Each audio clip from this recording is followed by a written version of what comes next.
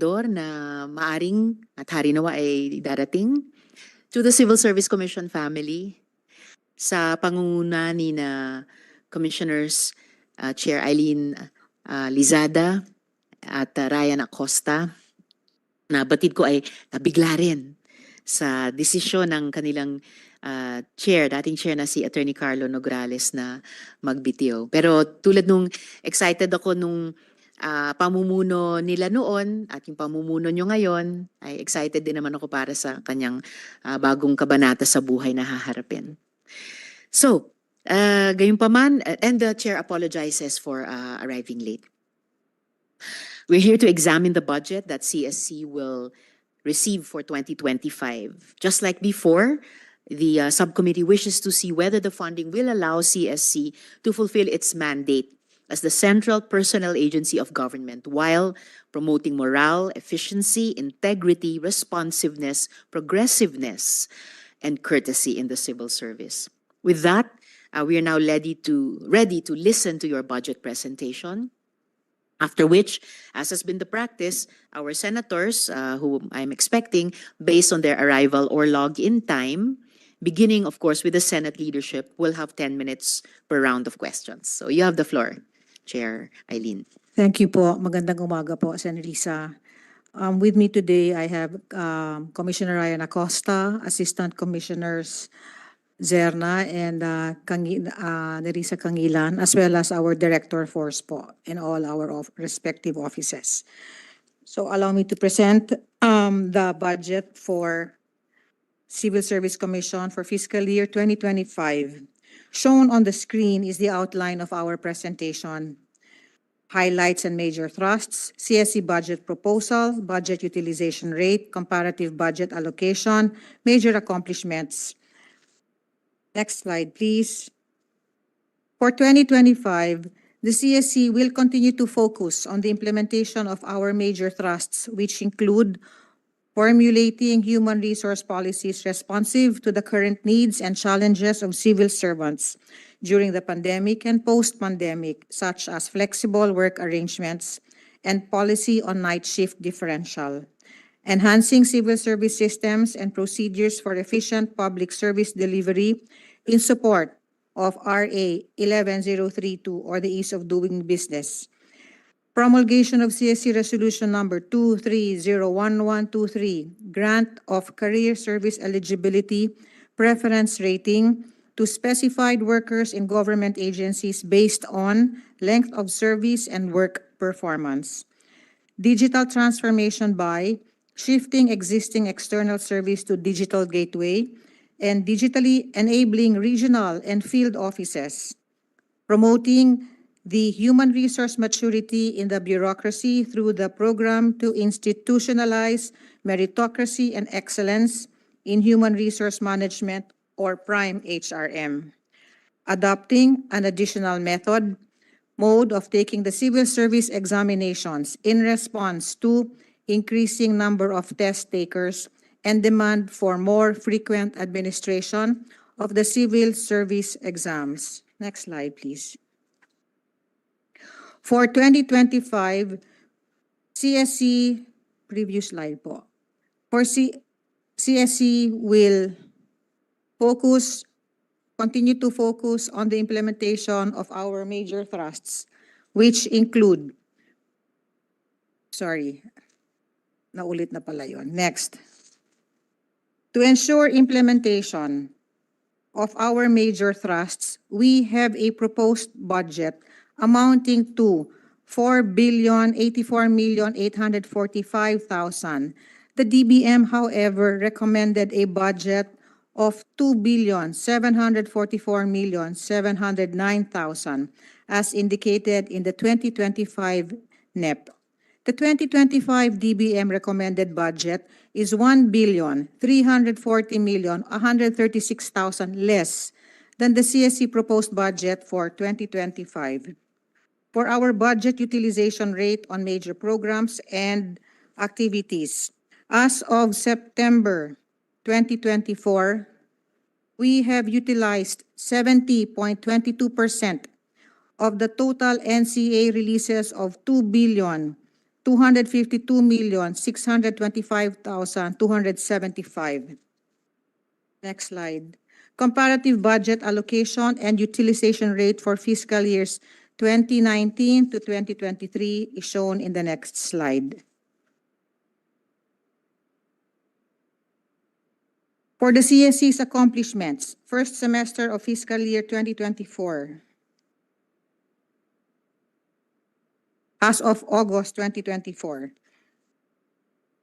under the Civil Service HR Governance Program on Civil Service HR Policy and Information Management Subprogram, we have registered a total of 199,849 users utilizing data for policy and program development of agencies as of August 2024. There is no available data yet for the indicator percentage of stakeholders who rate the policies as satisfactory or better. For the indicator, number of accredited agencies with Prime HRM Bronze Level Award, our accomplishment is 74 agencies as of 31 August 2024. Chair Eileen, Yes, po. the chair notes na tulad sa pag-update nyo ng tawag nito, utilization rate as of September 24 instead of as of June 2024. In-update nyo rin po yung accomplishments as of August 2024 Yes, po. instead of Yes. just the first semester of 2024. Yes, Chair. Salamat po para doon. Salamat Please din po. proceed. For the indicator number of HRM systems recognized, our accomplishment as of August is 232. For the indicator number of agencies meeting maturity level 2 in RSP and PM, our accomplishment is at 78. For the indicator timely updating of government human resource inventory, the IGHR as of June 2024 was posted in the website on August 22, 2024. For the indicator percentage number of authenticated copies of requested records issued within prescribed time, the accomplishment as of August 2024 is at 100%. We have surpassed our target. Also, Chair Eileen, just for the record, I recall dun sa briefing natin bago nitong budget defense, sinight nyo rin yung amendment to Section 4 na halos hindi na nire-require itong authentication habang patuloy na nagdi-digitize yung programs ng Yes. CSC. Yes, Chair. Okay, salamat, Chair. Please proceed. We have surpassed our target of 90% on the indicator complaints resolution rate. For the indicator complaints referral rate, 100% of the 871 complaints received were referred to concerned government agencies within 3 working days.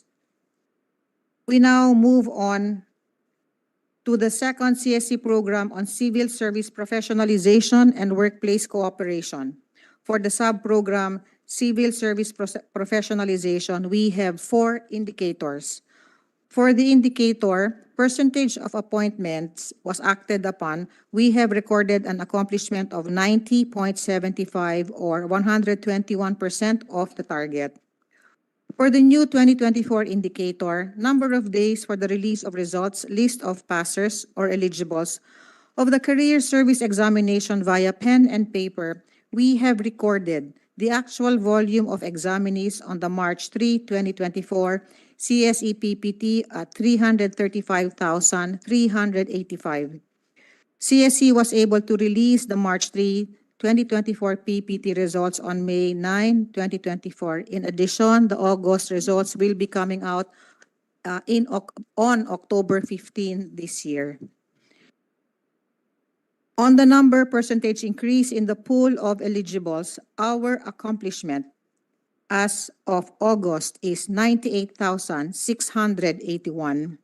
For the new 2024 indicator, number of slots made available for examinees of various civil service eligibility examinations, we have recorded 784,154 slots made available for examinees of various CSC examinations, including the slots available for the March and August 2024 CSE PPT and the specialized exams FSO, FOE, POE, and BCL-TE. Next slide.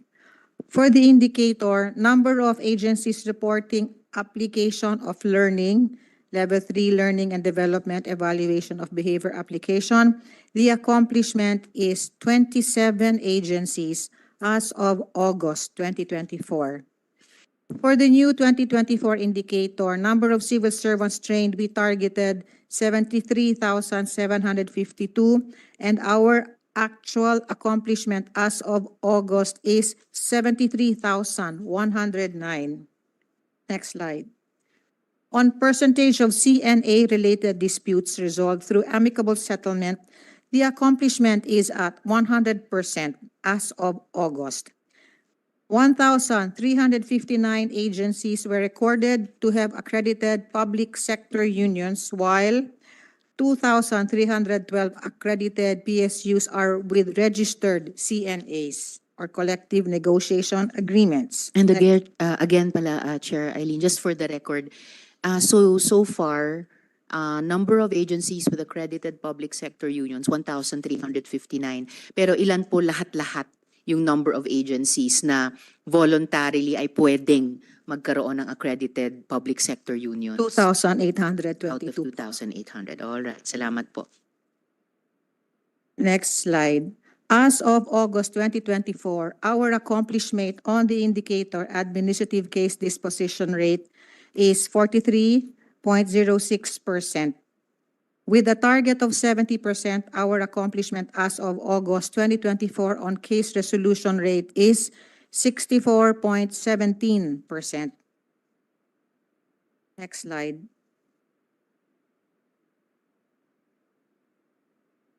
As of September 2024, we have utilized 70.86% of the total NCA releases of 2,252,625,275 from January to September.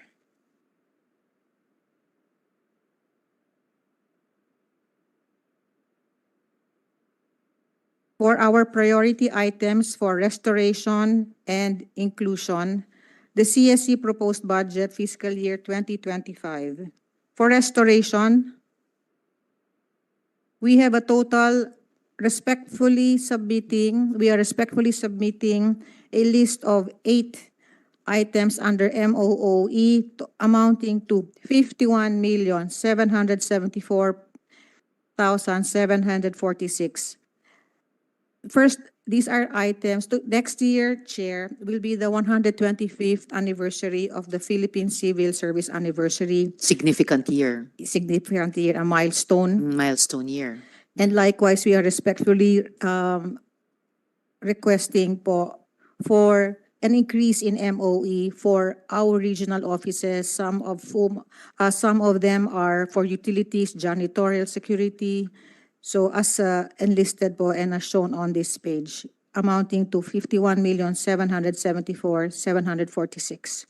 For our capital outlay, we are... Before we leave MOOE sa wish list po natin, Chair Eileen, sa ngayon, ilang members ng burokrasya natin, ng civil service natin ang kinikilala tuwing Civil Service Anniversary Celebration? And magbabago ba yon next year? And what's the significance po of that moving forward? Thank you, Chair, for raising that. We have prepared a slide on this, Chair, because right now we will be, right now we are only having 30 awardees and this has been going on for 10 years. Okay. So we would be respectfully submitting for inclusion in the budget of CSE in line with the milestone po natin to increase this number as well. To how many na po? To 30 po. By 30? To 60. So 60 na 60 po. po. All right. May I proceed, Madam? Please proceed.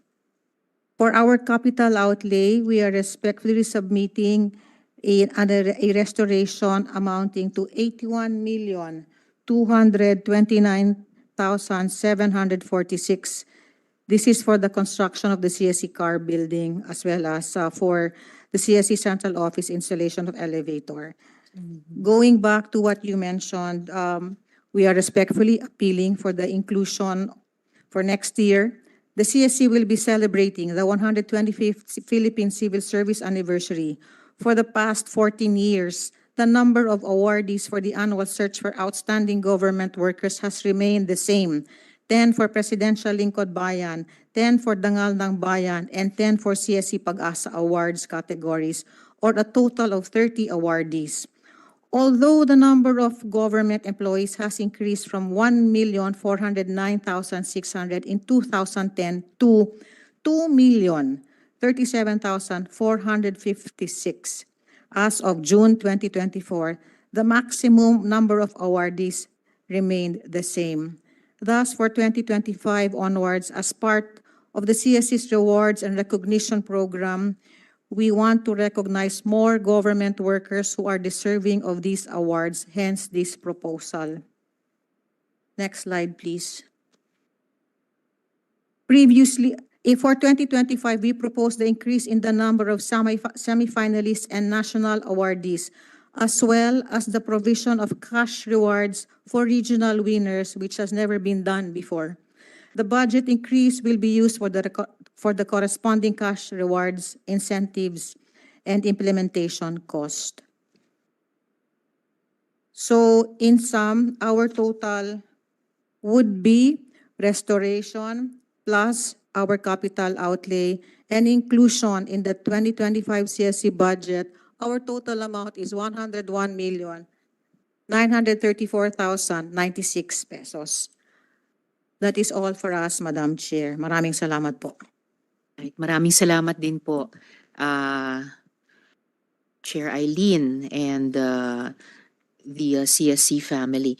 So before we proceed with the Q&A for record purposes, may I recognize our COMSEC to please acknowledge our resource persons present in today's budget hearing. Sorry, just for the record, COMSEC and dear colleagues.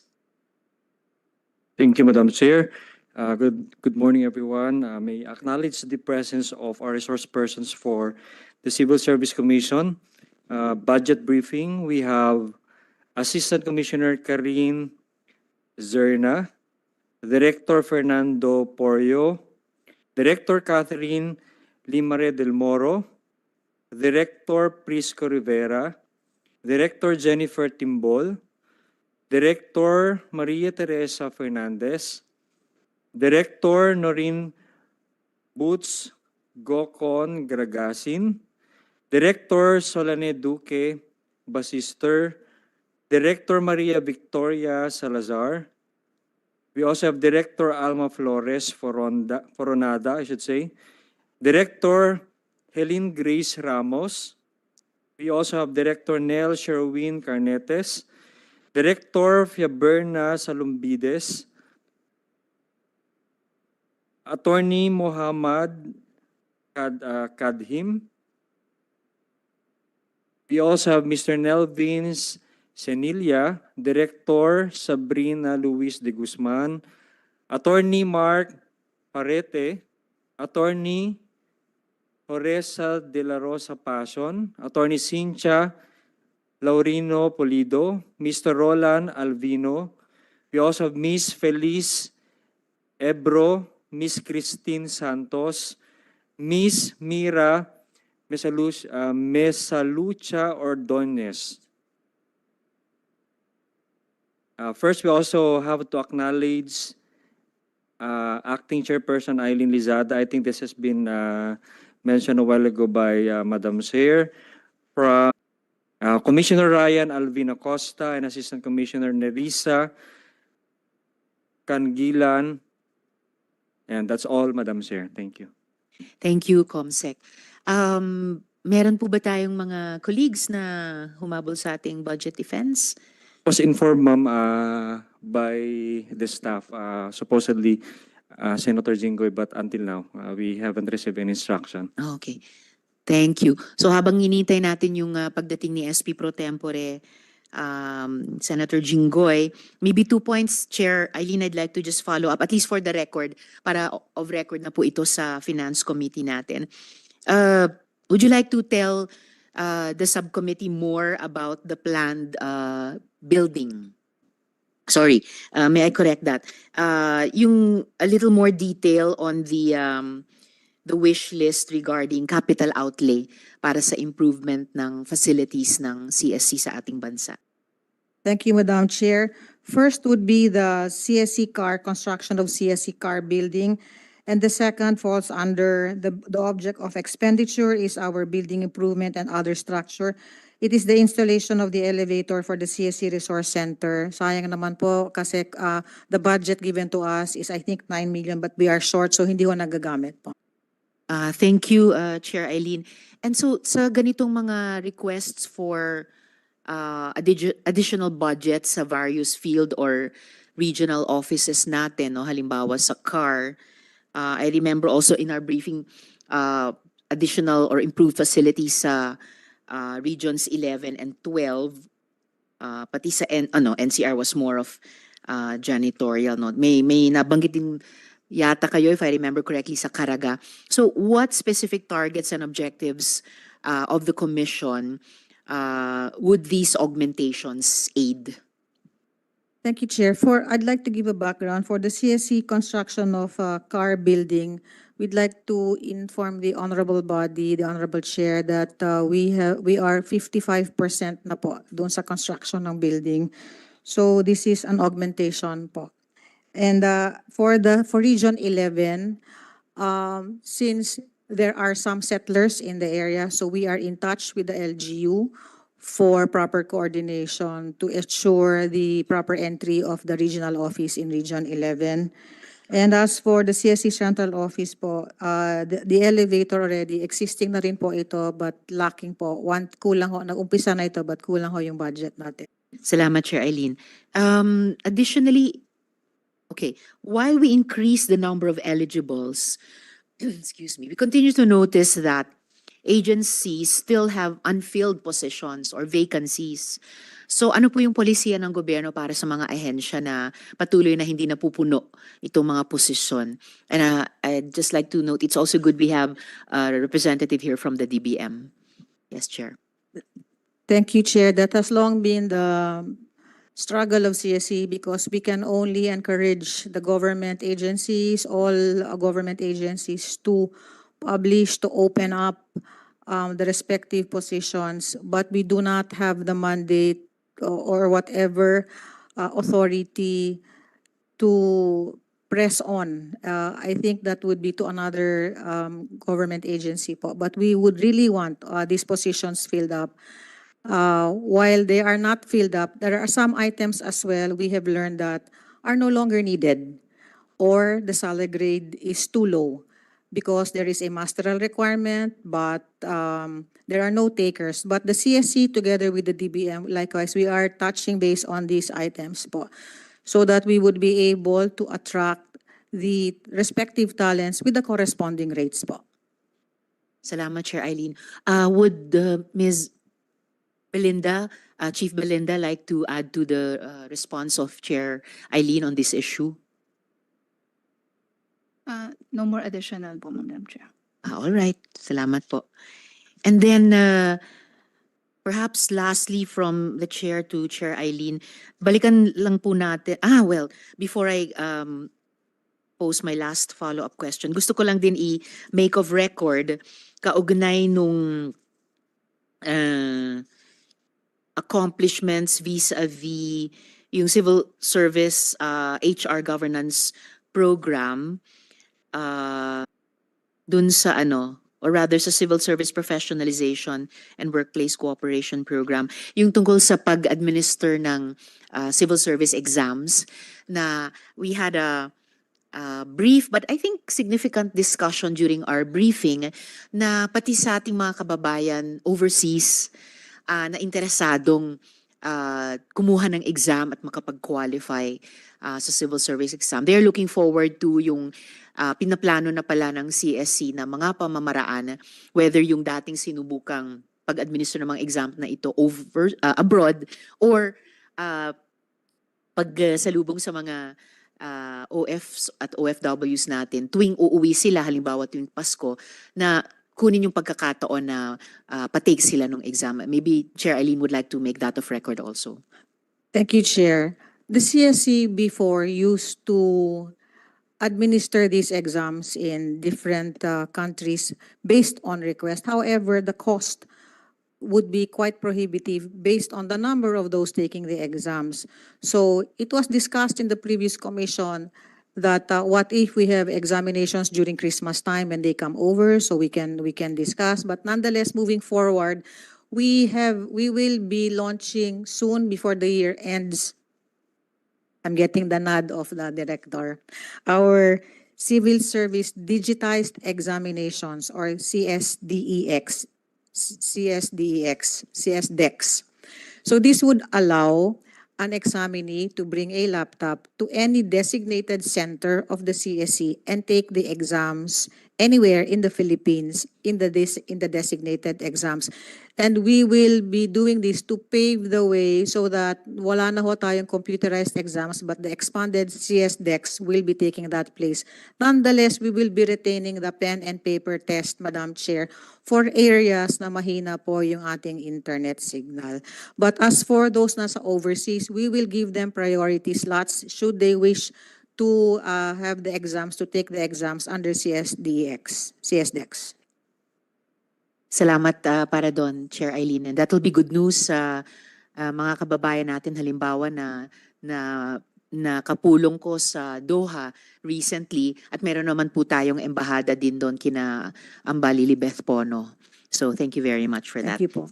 And maybe lastly from the chair for this morning, habang a couple more habang iniintay natin yung ating colleague. Okay, just for the record also na simulan nating pag-usapan sa briefing, Chair Eileen, would CSC and or DBM know whether the government policy on right sizing is still being pursued? I believe CSC and DBM are touching base for this endeavor. Nonetheless, we would likewise take this opportunity to reiterate po what we have been discussing ever since 2019, which would be the lowering of the optional age of retirement, because somehow this would also lessen the number of government employees without taking so much bulk from the funds po. Salamat, Chair Eileen. Would Chief Belinda like to add to that? Madam Chair, we would like to inform the body that we are on continuing support of the right sizing, and the bill is currently under the deliberation in the Congress, Madam Chair, and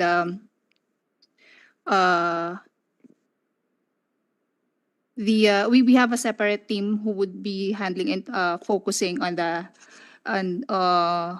discussion and deliberation of that bill, Madam Chair. Thank you. Salamat din, Chief Belinda.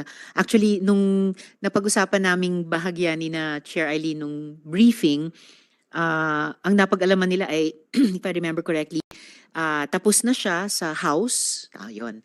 Pero nasa stage of deliberation pa dito sa Senate. At yung mapping nila dito sa amin ay no takers. May iba ba kayong mapping dito sa Senado regarding the right sizing bill?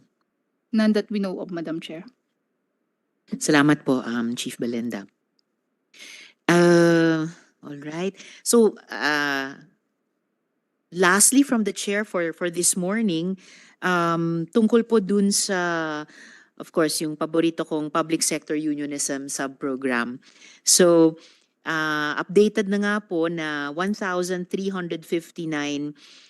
agencies out of 2,800, so halos kalahati na, ay may accredited public sector unions. At sa mga ito, sa 1,300 plus na ito na accredited PSUs, may CNAs na ang 2,300. At pinaliwanag nga kahapon sa briefing dahil some of these PSUs may more than one, or some of these agencies may more than one union.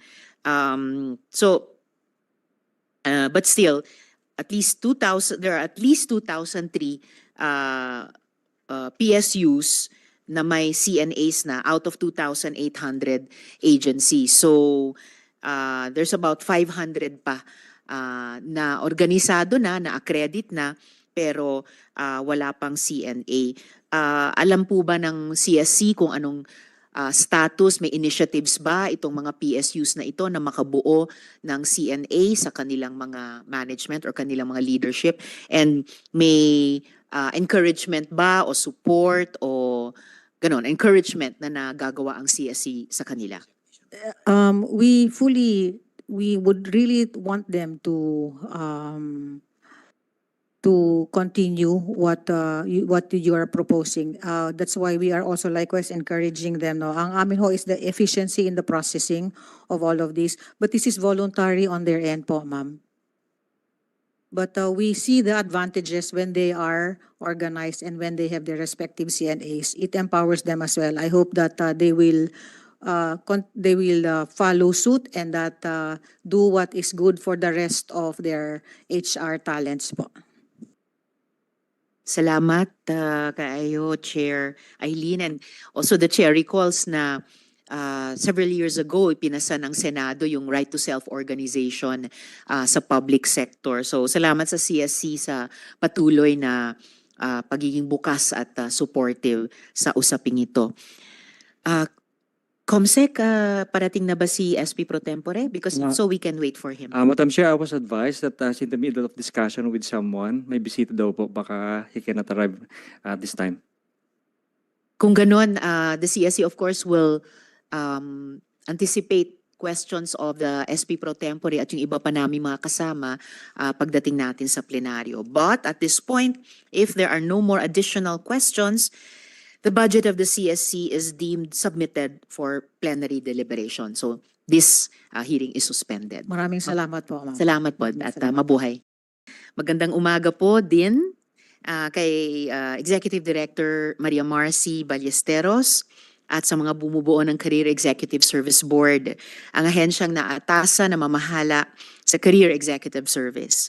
We likewise want to listen to your budget presentation and how it can help you fulfill your mandate to continue forming a pool of well-selected and development-oriented career managers who shall provide competent and faithful service to the government. At this point, I'd like to recognize our COMSEC para kilalanin po ang ating mga resource persons. Thank you, Madam Chair. We are delighted to welcome our resource persons from the Career Executive Service Board, headed by the Executive Director Maria Marcy Ballesteros, ma'am. Together with her, we have Jocelyn Lachica, Attorney Erica Añuevo, Michael Lagio, Darius Maya, and Sharina May Ponferrada. And also today, today's budget hearing, we have from the DBM, we would like to acknowledge them as well. We have the Acting Chief, Belinda Cater, ma'am. Orian, Zil Adalim, Akad, and Iris Isip. That's all, Madam Chair. Salamat, COMSEC. And of course, we are grateful to have the presence still of CSC Chair Eileen Lizada. Salamat, ma'am. All right, so ED Marcy Cosare Ballesteros, you have the floor. Thank you, Madam Chair. Honorable Senator Risa Hontiveros, to the members of the Senate Finance Committee, the Commissioner, Chair Lisada, the Commissioner and Assistant Commissioners and Directors of the CSC, our esteemed officials, my fellow public servants, good morning. May I respectfully present the proposed budget of the Career Executive Service Board. Under the National Expenditure Program, the CESB's proposed budget amounts to a total of 99.99 million. This is inclusive of the RLIP or the Retirement Life Insurance provisions, with current operating expenditures of 96.7 million consisting of personal services, maintenance and operating expenses, and capital outlay. Madam Chair, may I also manifest that this represents a 54% variance from our original budget proposal of 213 million, which includes our Tier 2 proposal of 115.96 million that was stripped from the original proposal. The 2025 budget also include the 39 million for personal services for 40 field positions, 500,000 capital outlay for ICT equipment. With this budget, we hope to fulfill our major thrust and programs and projects. Namely, actually, I would like also to present that our budget is aligned with the Philippine Development Plan. Next slide. It is, nakapaloob po ito sa Chapter 14, Outcome 4 of the Philippine Development Plan 2023-2028, which is practicing good governance and improved bureaucratic efficiency, that competent, motivated, agile, and resilient public servants are supported. This is the first time, Madam Chair, that the CES Board is included in the Philippine Development Plan. I think that's particularly- significant, Yes po. ED Marcy. And that it highlights the need or the direction of the current administration to strengthen the career executive service system through merit and fitness. That here it is explicitly stipulated that the potential and qualified third-level officials will undergo the four-stage CES eligibility examination process, the CES Leadership Management and Proficiency Program, and other CES lifelong learning programs for appointment to CES ranks to build up our critical mass of CESOs or CES officers and eligibles. That's why, through our vision and mission, we will hope to realize the ideals of the strategies, the Philippine Development Plan, by infusing our ranks with well-selected, development-oriented leaders, and through them bring change, expertise, and leadership for a responsive public service. This we hope to realize through our CESB's Prexi, through the Career Executive Screening and Development Program. So, as you can see in the next slide, our CESB budget structure consists of the general management supervision and administration of personal benefits, our support to operations, namely formulation of policies, and also our information systems development management to support our frontline operations towards the organizational outcome of merit and fitness system for the CESOs strengthened and a pool of globally competitive CESOs sustained. This we will realize through three main programs: the CES eligibility process and appointment or promotion in CESO rank, the CES performance management and external relations, and CES capacity building, all towards fulfilling our mandate under the Presidential Decree Number 1, Series of 1972, wherein the Career Executive Service Board was created as the governing body of the CES. In the next slide, please. Mandated to promulgate rules, standards, and procedures on the selection, classification, compensation, and career development of the members of the CES. So the highlights and major thrusts of our FY 2025 proposed budget are as follows. We have allocated under the MOE budget an amount of 9.4 million for our eligibility and rank appointment. This consists of conducting CES eligibility examination process, such as the nationwide CES written exams, the assessment center, the on-the-job performance validation, the panel interview sessions, and training and workshops for our assessors, validators, and panel interviewers, and the processing of CESO rounds. Likewise, we have allocated 7.2 million for the professional and career development, precisely to address the thrust of raising the level of managerial competence in the CES, develop a deeper sense of commitment and integrity among CES officials, enhance the overall human resource development program for CES officials to ensure more responsive, purposive, lifelong learning, and HR intervention programs.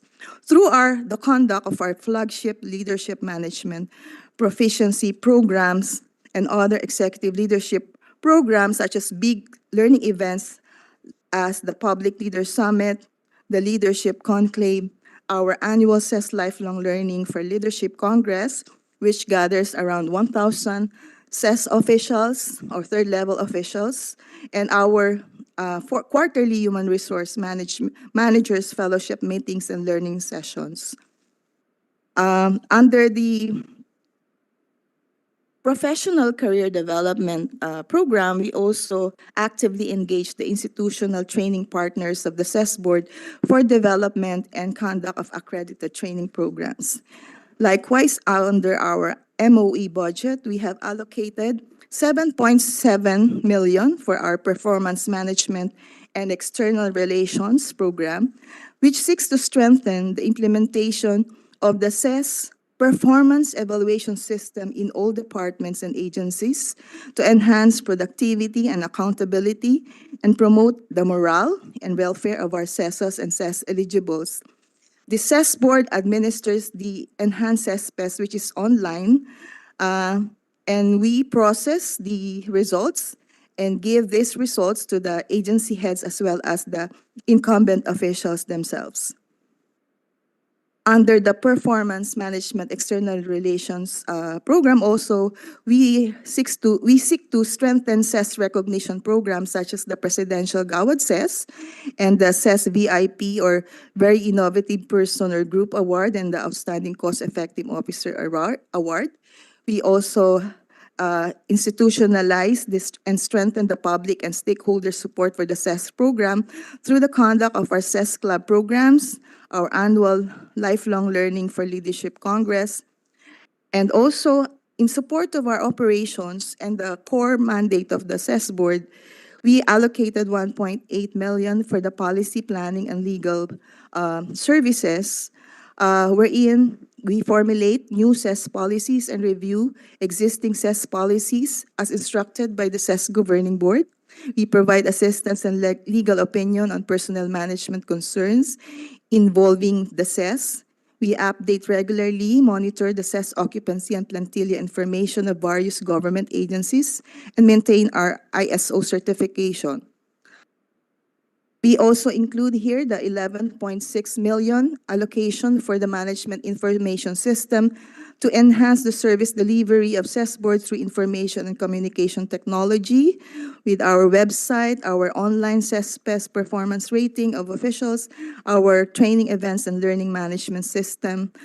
We also here have the creation of web services that will be accessible through the internet, like our executive profiling and plantilla management and monitoring. For the general administration and support services, we have 19.072 million to optimize the financial, material, and human resource and staff training and career development of our organization, for a total of 56.971 million MOE. Madam Chair, let me also present the original proposal of the CES board in comparison to the NEP.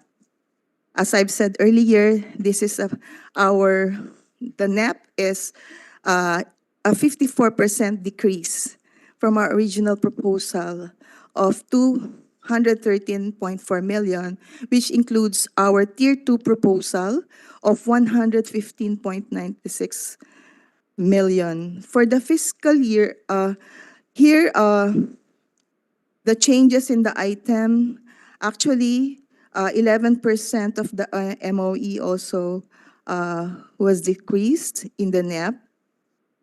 And our original request for capital outlay of 248,000 was also reduced to 124,000. Before I discuss at length our Tier 2 proposal, let me also report to the Honorable Chair that in the first semester, the CESB has utilized 44% of our budget with an obligation rate of 44.3 and then disbursement rate of 91.49%. Madam Chair, because most of our learning events the big learning events are conducted in the second semester. So comparatively across from 2019 up to 2023, The average budget utilization rate of the CES board is around 90%. We have also submitted our catch-up plan for 2024 to spend the 61.1 million of our remaining budget, a bulk of which will consist the hiring and onboarding of our 11 new personnel, the conduct of learning and development, training, and procurement projects is scheduled for the second semester of around 29 million. And also our procurement of additional ICT equipment, plus the conduct of more 16 assessment centers and 2 written examination, plus the conduct of our flagship training programs. For our major accomplishments for 2024, in terms of physical performance, Madam Chair, our organizational outcomes and performance indicators with regard to merit and fitness system in the CES, we are within the target within the first semester.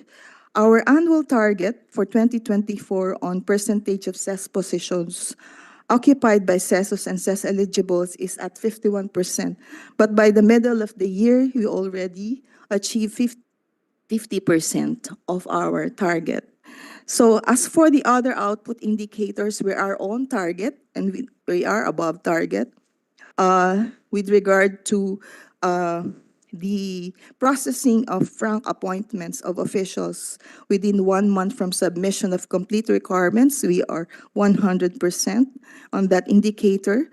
Our percentage of officials with complete ratings in the CES-PES within 30 days, we are 100%. And then in terms of percentage of participant rating our training programs, at least very satisfactory, we have achieved 100% or above our target of 90%. So actually, Madam Chair, from the previous presentation in the previous budget hearing, we have actually realized a more faster processing and approval of our CESO rank appointment with the support of the Office of the President. Since November 2022 up to June 2024, the CES board has recommended 321 officials for conferment of CESO rank. Their documents have been submitted to the Office of the President, and then as of June 30, 2024, our total of 201 were issued appointments to their respective CESO ranks by the President. And during the same period, the CES board also approved and conferred CES eligibility to a total of 248 officials. So actually, Madam Chair, there are only remaining out of the 340 recommended officials for CESO rank appointment. There are only remaining 66 officials who are waiting for the approval of their CESO rank from the Office of the President.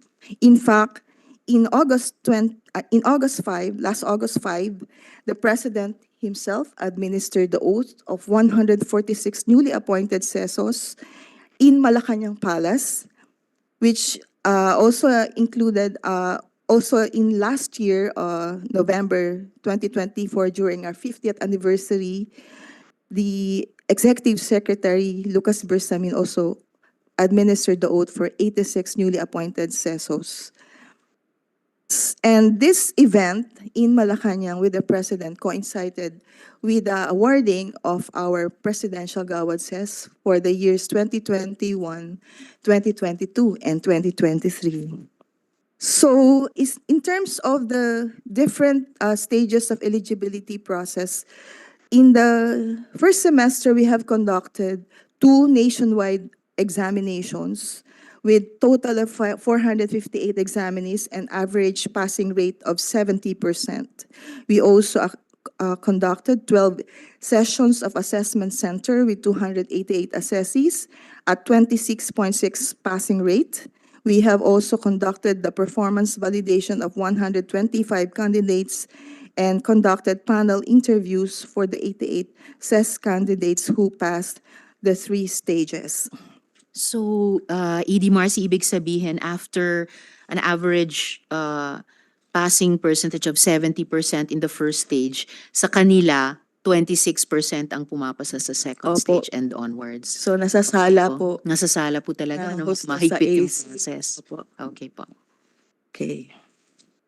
Because, Madam Chair, also in our on-the-job performance validation, there is also an integrity check. We publish the names of the AC passers in newspaper of nationwide circulation to gather feedback from the public. Before then, they are validated on site by our deputized validators, and then those who pass the interview stage will be subjected to a panel interview. So ganon po ka rigorous yung screening process po na ginagawa po ng CES board. And then for our capacity building, we have conducted 5 flagship training programs. These are training programs for those CES eligibles who are applying for their CESR rank. So we have 466 participants. Well, included also here are our CES conclave and our HRM fellowship meetings and learning sessions. We garnered 100% very satisfactory ratings for those training programs. And the CES board also have processed the performance evaluation of 4,000 officials in 2023 and 3,929 officials in the first semester. We also have distributed our public manager issues to the different agencies and stakeholders. We have also reviewed and formulated 3 CES policies in the first semester. I'm happy to note, Chair, that in line with the track or the strategy of the Philippine development of strengthening the CES and promoting merit and fitness, through the study conducted by the Career Executive Service Board, upon the directive of the Office of the President, we studied the implication of the Executive Order 145 Series of 2021, which automatically confer rank to graduates of Master in National Security Administration of the National Defense College. And after that, in July, after submitting our study, which also involves the consultation with various stakeholders and evidence-based or data-driven analysis of the MNSA graduates through those were subjected to the different stages of the CES eligibility process. Well, in July 2024, His Excellency President Ferdinand Marcos issued Executive Order number 63, revoking Executive Order 145 and repealed all orders, rules, and regulations and issuance inconsistent therewith. This is to synchronize the standards and procedures for the conferment of CES rank and CES eligibility. So ang isang dahilan nito at saka implication ay kahit nakapag-graduate sa NDCP, nakakuha ng master's o PhD doon, para makakuha ng CES rank, kailangan dumaan sa mga proseso ng Ngayon po, CESB. dadaan Ngayon. na po sila sa Ngayon first na, stage. hindi na Pare-pareho automatic. na po ang Opo. mga officials natin to will conduct. Okay po. So, Interesting kasi kauusap lang namin ni Chair Eileen ng CSC na nagwo-workout din ang CSC ng proper arrangements with AFP regarding, tama po ba? Regarding how they would be able to also qualify sa CSC. Tama po ba yung understanding ko, Chair Eileen? And anong may relasyon po ba ito dito sa kauulat lang ni ED Marcy regarding CESB? On the part of the concept po of, kasi we have been receiving a lot of questions from the members of the AAP wanting to serve, or they are already in the civil service system. However, they do not have the eligibility. So they are asking since they are in government service, what can we do? So Commissioner Ryan Acosta and I, we are touching base now for the possibility of trying to help them how to cross over to civil service eligibility considering their length of service in the uniformed side po nung sa AFP po. Salamat po. So, complimentary lang itong kay input ni ED Marcy sa atin from the CESB side since part din ng CSC family. Salamat po. Madam Chair, may I also inform that last July, the Philippine Army requested us for a special written examination for their officers, those in the supervisory position, and we conducted it for 77 officers, meaning even the Philippine Army are willing to go through the process of the CES eligibility. Salamat po. Please proceed, ED. Okay, proceeding po, we are happy to share with you that the CES board is ISO certified in the fifth cycle, and we were commended for two good practices. And in terms of COA findings and recommendations for 2023, we have 6 commendations from the COA, and 3 were acknowledged by COA as complied and implemented. Incidentally, we are also happy to share with you that for the last 5 years, the Career Executive Service Board has been, the COA rendered unqualified opinion for the financial performance of the CES board for the last 5 years. And then for the last 3 years, the CES board has been selected by the Association of Government Accountants Association of the Philippines through the recommendation of COA as one of the outstanding accounting offices for 3 years, 2021, 2022 to 23. And yesterday, the CES board was awarded in the Hall of Fame category. Mabuhay, CESB. Yes. Thank you for Madam Chair. So going back to our original proposal of 100, Tier 2 proposal of 115.96, let me now share with you the components of the Tier 2 budget proposal, which we are requesting for the Honorable Committee, Chair, and for consideration for restoration. This includes PS of 0.468 or 468,000, and MOE of 20 million and capital outlay of 94. Mainly, the big chunk of this is about our project for the construction of the CESB building or the new, or the what we call the bagong tahanan ng mga seso. This is in line with the Philippine Development Plan of strengthening the career executive service system. The proposal for 2025 includes the project preparation and pre-implementation activity to bolster the implementation readiness of this project, which consists of establishment of a project management unit consisting of architect, engineer, and procurement specialist and project manager, and also the conduct of detailed architectural and engineering design and procurement. Also, we hope that with this, we will be able to firm up the costing and the program of works for the proposed building, which will be located in the UP Diliman campus along Commonwealth and the University Avenue Triangle beside the GPPB and the proposed PIDS building. So included in the Tier 2 proposal, if the committee will allow, is an initial mobilization of 90 million for the 3-year, multi-year contracting obligation authority that we hope that we will be able to propose here on to the DBM and to the Honorable Committee.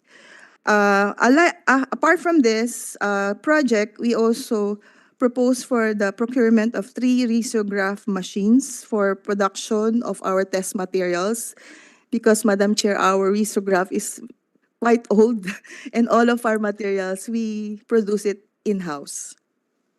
and then a transportation equipment outlay or 1 unit coaster, which we use normally to our learning activities for our flagship learning program for our CESOs or eligibles who are aspiring to become CESOs. Part of that learning program is an immersion activity to the far-flung, poorest rural areas where they are exposed to the realities on the ground. They live with the foster families for 5 days, and then also exposure to good practice in government agencies or local governments in the various parts of our country. So normally now, because we do not have a bus, we borrow from DPWH and DNR and other agency and DDB and CSC. But we hope that if we have a coaster, we will be able to conduct more this kind of exposure and immersion activities for our CESOs. And then also the payment of overtime services and drivers. So that's the entire Tier 2 for 2025. The implementation of strengthening the CES system by continuously upgrading the programs and offerings of the CES board. The rationale for this project of constructing this building, it emphasizes the need for a robust and effective career executive service as a key driver of government performance by strengthening the CES system through merit-based practices and continuous program enhancement and service delivery. The project aims to cultivate competencies and adaptability of career officials, ensuring they are well prepared to meet evolving public administration demands. To advance human capital development, the CES process will hasten and enhance the quality of senior public officials and their successors. This initiative supports the PDP's broader strategy of improving governance by reinforcing the foundation of high-performing civil service, which is crucial for the realization of national development goals. To achieve the PDP goals and objectives, the project will address current challenges faced by the CES board by improving service delivery and responsiveness to its clients and stakeholders. The Envision project will serve as a centralized hub for career executive screening and development, functioning as a one-stop shop for career progression of civil servants from the second level, aiming or aspiring to reach the third level executive managerial positions. The project is strategically located in a more accessible area for our clients to foster synergy and coordination with agencies and academic institutions because the project site is just approximate or nasa likod lang po ng supposed building of the CES board is the UP National College of Public Administration, the Government Procurement Policy Board, and the Philippine Institute for Development Studies. This will improve and expand the capacity and capability of the Career Executive Service Board and its secretariat in serving the growing demands for client services. Since its establishment in 1973 to the present, the CESB scope has expanded from serving only 14, now 58 government departments, attached agencies, and executive offices.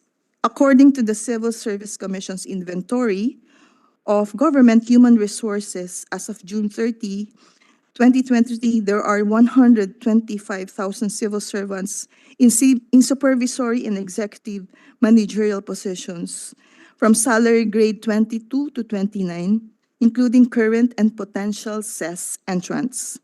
The existing CESB office is an outdated 3-story residential building repurposed as an office, which is located in Isidora Hills Subdivision, Quezon City, a residential subdivision.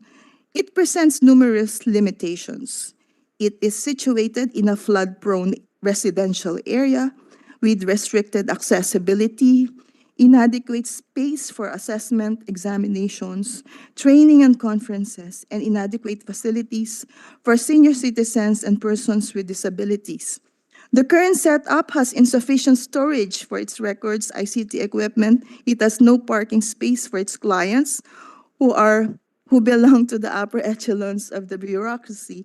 Our partners and officials and suffers from limited internet bandwidth because of its residential category. Additionally, the office space is insufficient to accommodate the necessary increase in plantilla positions for the CESB Secretariat, which is essential for the growing demands of client servicing and support. We take this opportunity because the Memorandum of Understanding between UP and the Career Executive Service Board for the allocation of 4,000 square meters of land, inclusive of the 100 to 50 square meter footprint for the CESB building within the UP Diliman campus, was signed in November 2023 during the 50th anniversary of the CES Board. Another opportunity is presented with the synergy and collaboration between the academe and national government in promoting public sector excellence. The benefits of the project includes the savings in lease of venue for CESB training programs, corporate events, examination, and storage room, which annually we spend 22 million. If you multiply by 25 years, that will approximate the cost of constructing a new building. Increase in the frequency of conduct of examinations and assessments, thereby reducing the queuing for the four-stage CES eligibility process. It will also improve the efficiency, effectiveness, and quality of CESB programs and services to its clients and engagement of partners and stakeholders. As envisioned in the 50th anniversary milestone of the board, a stronger career executive service is envisioned 50 years and beyond. Originally conceived by the late President Ferdinand Marcos Sr., the CES was designed to ensure a pool of well-selected, development-oriented career administrators. This project will honor his legacy by establishing a National Center for Career Executive Service with state-of-the-art facilities for merit-based selection, professional development, and career progression for public servants. The CESB aims to complete this project within the term of Ferdinand Marcos Jr., ideally within 3 years. This aligns with the President's earlier commitment to continuous professional development of career officials when he addressed the approximately 1,000 CESOs and CESAs during the 49th CES anniversary held in PICC at the beginning of his administration. Thank you, Madam Chair, and that's all. Thank you. Thank you, ED Marcy. Would the good ED submit to the committee an updated Career Executive Service occupancy set of figures? Kasi po yung huling data sinabmit po nung Oktubre nakaraang taong 2023 state the following. Number of CES positions, 2,862. CESO and eligibles actually occupying these positions, 983. Non-CESOs occupying CES positions, 1,227. And vacant CES positions, 652.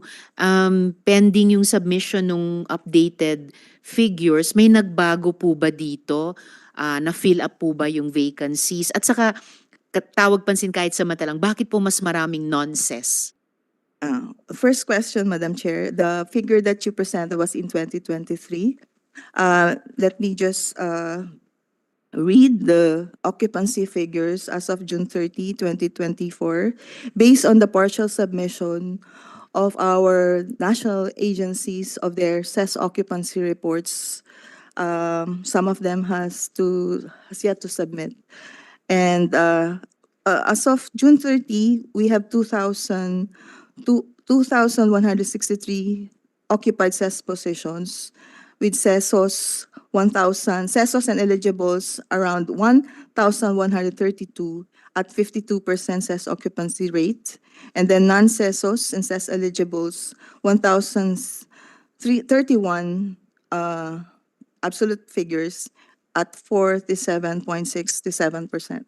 Madam Chair, why Bali, ma'am, medyo may magandang progression na po tayo because there has been a fast tracking of the processing of CESOs in the Office of the President. Thanks to the Office of the President and the Presidential Management staff for facilitating. So from previous years, 2 years ago, from 2022, at 44%, we were able to raise it to the average level of 50%, which is within the target of the Philippine Development Plan, Madam Chair. So, I presume pareho pa rin yung number of CES positions as in 2023 na 2,862 or thereabouts. And sabi nyo nga nagkaroon na ng progression through fast tracking na yung dating CESOs and CES eligibles occupying these positions na itaas na mula 983 nakaraang taon sa 1,132 this year. So yung non-CESOs occupying CES positions ay bumaba na from last year's 1,227 to this year's 1,031. But still nga po, medyo malapit po, and I'm sure balak ng CESB na paramihin pa yung CESOs at CES na nag-ookupa sa mga posisyong ito, mabawasan yung non-CESOs. Tama po ba? Madam Chair, incidentally, actually we're doing a more comprehensive inventory of the CES positions in cooperation with the DBM and also the HR managers of the various agencies. We are now trying to match the figures of the DBM with our figures in our database, and hopefully in the next few months we will be able to come out with a more firmed up figure with regard to the CES occupancy rate. So that's our good housekeeping job that we're undertaking right now. Salamat, ED Marcy. Chief Belinda, gusto niyo po bang dagdagan yon? Dahil sabi nga ni ED Marcy, may ongoing matching sila ang CESB sa figures ng DBM. No additional on that portion, Madam Chair, but in terms of the funding sources, I believe we have already coordinated with the CES board on the program against the MPBF also. Yes. So yes, ED Marcy, apo. Madam Chair, thank you for reminding us, Chief Belinda. This is in line with our proposal to the DBM and also to the Honorable Committee for the approval of a special provision in the upcoming GAA for the Miscellaneous Personal Benefit Fund to support the new policy of the board on the Government Executive Resource Pool program. That is to provide the opera cover for the revised policy, which will address many issues on the tenure and the continuity of the services of our CESOs. And also, because previously, we do not have that allocation in our budget. Now, in consultation with the DBM, we were advised to have this special provision to allow for some flexibility as the need arises. The special provision that we propose, Executive Service Board, under the Miscellaneous Personal Benefits Fund, Government Executive Resource Pool Program or Fund, the amount of 5 million appropriated therein shall be used to cover basic salary, pera bonus, cash gifts, uniform allowance, productivity enhancement, incentive, and other allowable benefits of career executive service officers placed in the Government Executive Resource Pool Program. Thank you, Madam. Thank you, ED Marcy. So, Of course, iba pa po itong specific subject nung draft special provision, pero the subcommittee will look very favorably on proposing this at the proper time sa budget process namin. So, just for the record lang ulit, yung concern at yung support ng subcommittee na mas maparami pa yung mga CESOs at eligibles occupying the CES positions and occupying the vacant CES positions. Siguro kaugnay nun at in a way kaugnay din nitong proposed special provision natin sa MPBF at hindi sa posisyon. So anong nangyayari kapag ang isang officer ay napalitan ng appointing authority, not for cause po. So pwede nyo bang i-walk through kami, ED, sa process na yan? Lately, yung mga recent discussions po of the board in the enhancement of the current JER policy, there is a window po na pinoprovide in the proposal that it will cover po sana yung mga CESOs who are replaced in their positions so that pwedeng may sasalo sa kanila, it is the Career Executive Service Board, while they are being assisted in looking for their executive placement in other agencies. To find recipient agencies who would be willing to give them assignment. This is meant to operationalize the provision in the PD1 on mobility principle for our career executive service officers. Yes, ma'am, that's. Salamat, ED Marcy.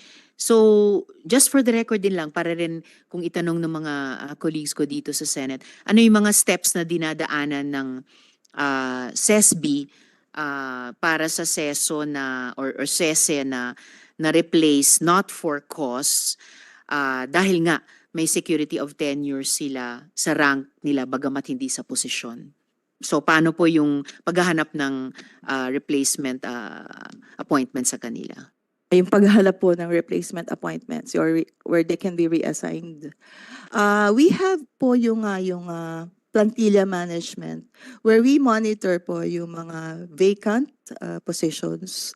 So once a assessor says a request for executive placement or some CESOs who have been placed in the JERP, we actively seek from our inventory possible positions where they can be assigned.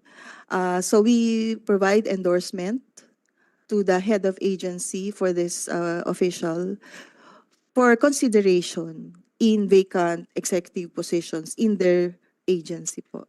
So we provide them the profile, the credentials of the official so that they may be considered in their selection process. Madam. Salamat, ED. So may some kind of matching din na nangyayari kahit sa loob ng ating civil service. Okay, salamat po. Comsec, meron po ba tayong mga colleagues na parating pa? None for now, Madam Chair. Isang huling follow-up, ED, bago natin i-deem submitted dito. So, dito pa rin sa replacement process, kung walang makitang assignment, ano pong mangyayari sa official? At for the record, ganong katagal pwedeng manatili yung officer na yun sa pool? Yung current policy nga po sa ngayon, which is Resolution 1362, it is within 6 months. So yung mga po ng board is to address this policy gap so that the CESOs are provided assistance dito sa kanilang situation. So yun po, hopefully that would be finalized po. And hindi mananatiling 6 months lang, tama po ba? Ano yung planong time frame para sa kabatiran ng buong komite? Actually, the board is eyeing for at least a year to give the CESO enough time and the CES board also to match them in another assignment po, within the executive. Thank you po.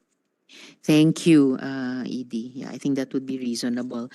And last, beyond that, beyond the 1 year, ano pong mangyayari sa official na yon? Po, beyond 1 year, so yun nga po yung pinaka-window para makahanap po tayo. I think that is enough naman po. The board thinks that it is enough naman po to find a placement for the CESO. So after the year, kasi po, ang consideration din po is the availability of funding for the salary of the official. So that's why we deem it to balance din po yung budgetary consideration plus the period within which the CESO will be able to find placement in the executive branch or in other agencies. That would be the time frame that is foreseen to be, well, sufficient. Salamat, ED. I agree.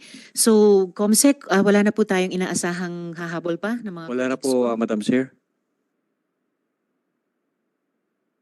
So, without prejudice po sa pagtatanong nung mga colleagues ko sa plenary deliberations, the budget of the Career Executive Service Board is deemed submitted. Mabuhay po.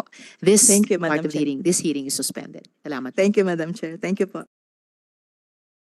Magandang umaga po to our ARTA family, headed by Director General Ernesto V. Perez and the rest of the team. Salamat sa pagdalo sa budget hearing na ito para sa inyong budget para sa taong 2025. We commend ARTA's invaluable efforts of ensuring and implementing measures towards ease of doing business. An effective ARTA guarantees that there is effective and efficient government service delivery across the bureaucracy as mandated by the law that created ARTA, RA 11032, or the Ease of Doing Business and Efficient Government Service Delivery Act of 2018. We are here to listen to the accomplishments of the agency over the last year, and the committee is also eager to hear the Director General's plans for the agency in the coming year. But before that, may I request the COMSEC to recognize all of our resource persons here this morning. Thank you, Madam Chair. We were delighted to acknowledge our guests for today's budget briefing for ARTA. We have Secretary Attorney Ernesto Perez, Sir, Maria Socorro Jocelyn Abot, Undersecretary Genesis Abot, Undersecretary Rico Judge Janvier Echeverry, Undersecretary Gerald Divina Gracia, Attorney Zeni Ferolino Enad, Attorney Leonardo Tapia, Leah Grace Salcedo, Grace Fernandez, Marbida, Gilbert Castro, Zine Danieli Cusi, Leroy John Flores. From the DBM, we have Mariglo Mora, and from COA, for ARTA, we have Emeline Barigues. That's all, Madam Chair. Thank you, COMSEC. May mga colleagues ba ako na nag-confirm para dito? As of now, ma'am, wala pa po. Wala ba? All right. Salamat, COMSEC. So with that, Sec Perez, you may begin your presentation. Maraming salamat po, Madam Senator Risa Hontiveros, Chairperson of the Subcommittee H. Nais ko po magpasalamat on behalf of the Anti-RETIP Authority for the continued support to the Anti-RETIP Authority, and we're happy to share with you ARTA's accomplishments for the past years as well as the current year, and also to present our budget accomplishments and our wish list for additional budget in order to support our continued operations. We're happy to inform the good senator that the Anti-RETIP Authority is well within its 6-year roadmap, where for the past 5 years we have devoted this to for the development of the programs and initiatives in line with the Ease of Doing Business law, which the Anti-RETIP Authority is tasked to implement. Since 2018, ARTA has been in the forming stage with a focus on establishing the foundational structures and resources necessary for the implementation of Ease of Doing Business.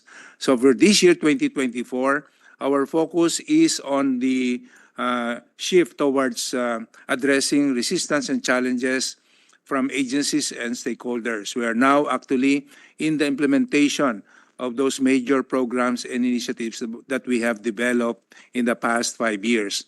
The task at this point will really be to manage conflicts, facilitate discussions, and advocate for necessary changes. From 2025 to 2027, ARTA hopes for improved cooperation and alignment as issues across agencies are resolved. And by 2027 to 2028, we are confident that the ease of doing business initiatives will be fully operational.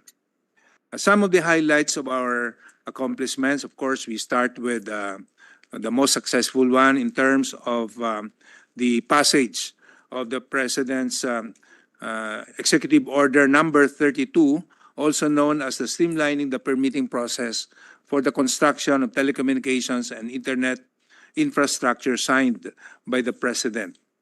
Through this executive order, we have made the application and issuance of permits for construction of telecommunications and internet infrastructure easier and faster, resulting in an increase of permits by more than 26,000 by 1 year implementation alone of that joint memorandum circular, which preceded the Executive Order 32.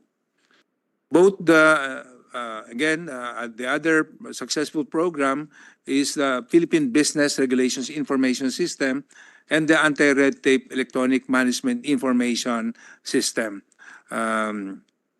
Artemis is a live database for mapping of government services indicated in the Citizens Charter, while PBRIS is an on-demand online platform for all proposed and existing regulations. We have started training priority agencies in terms of PBRIS and Artemis.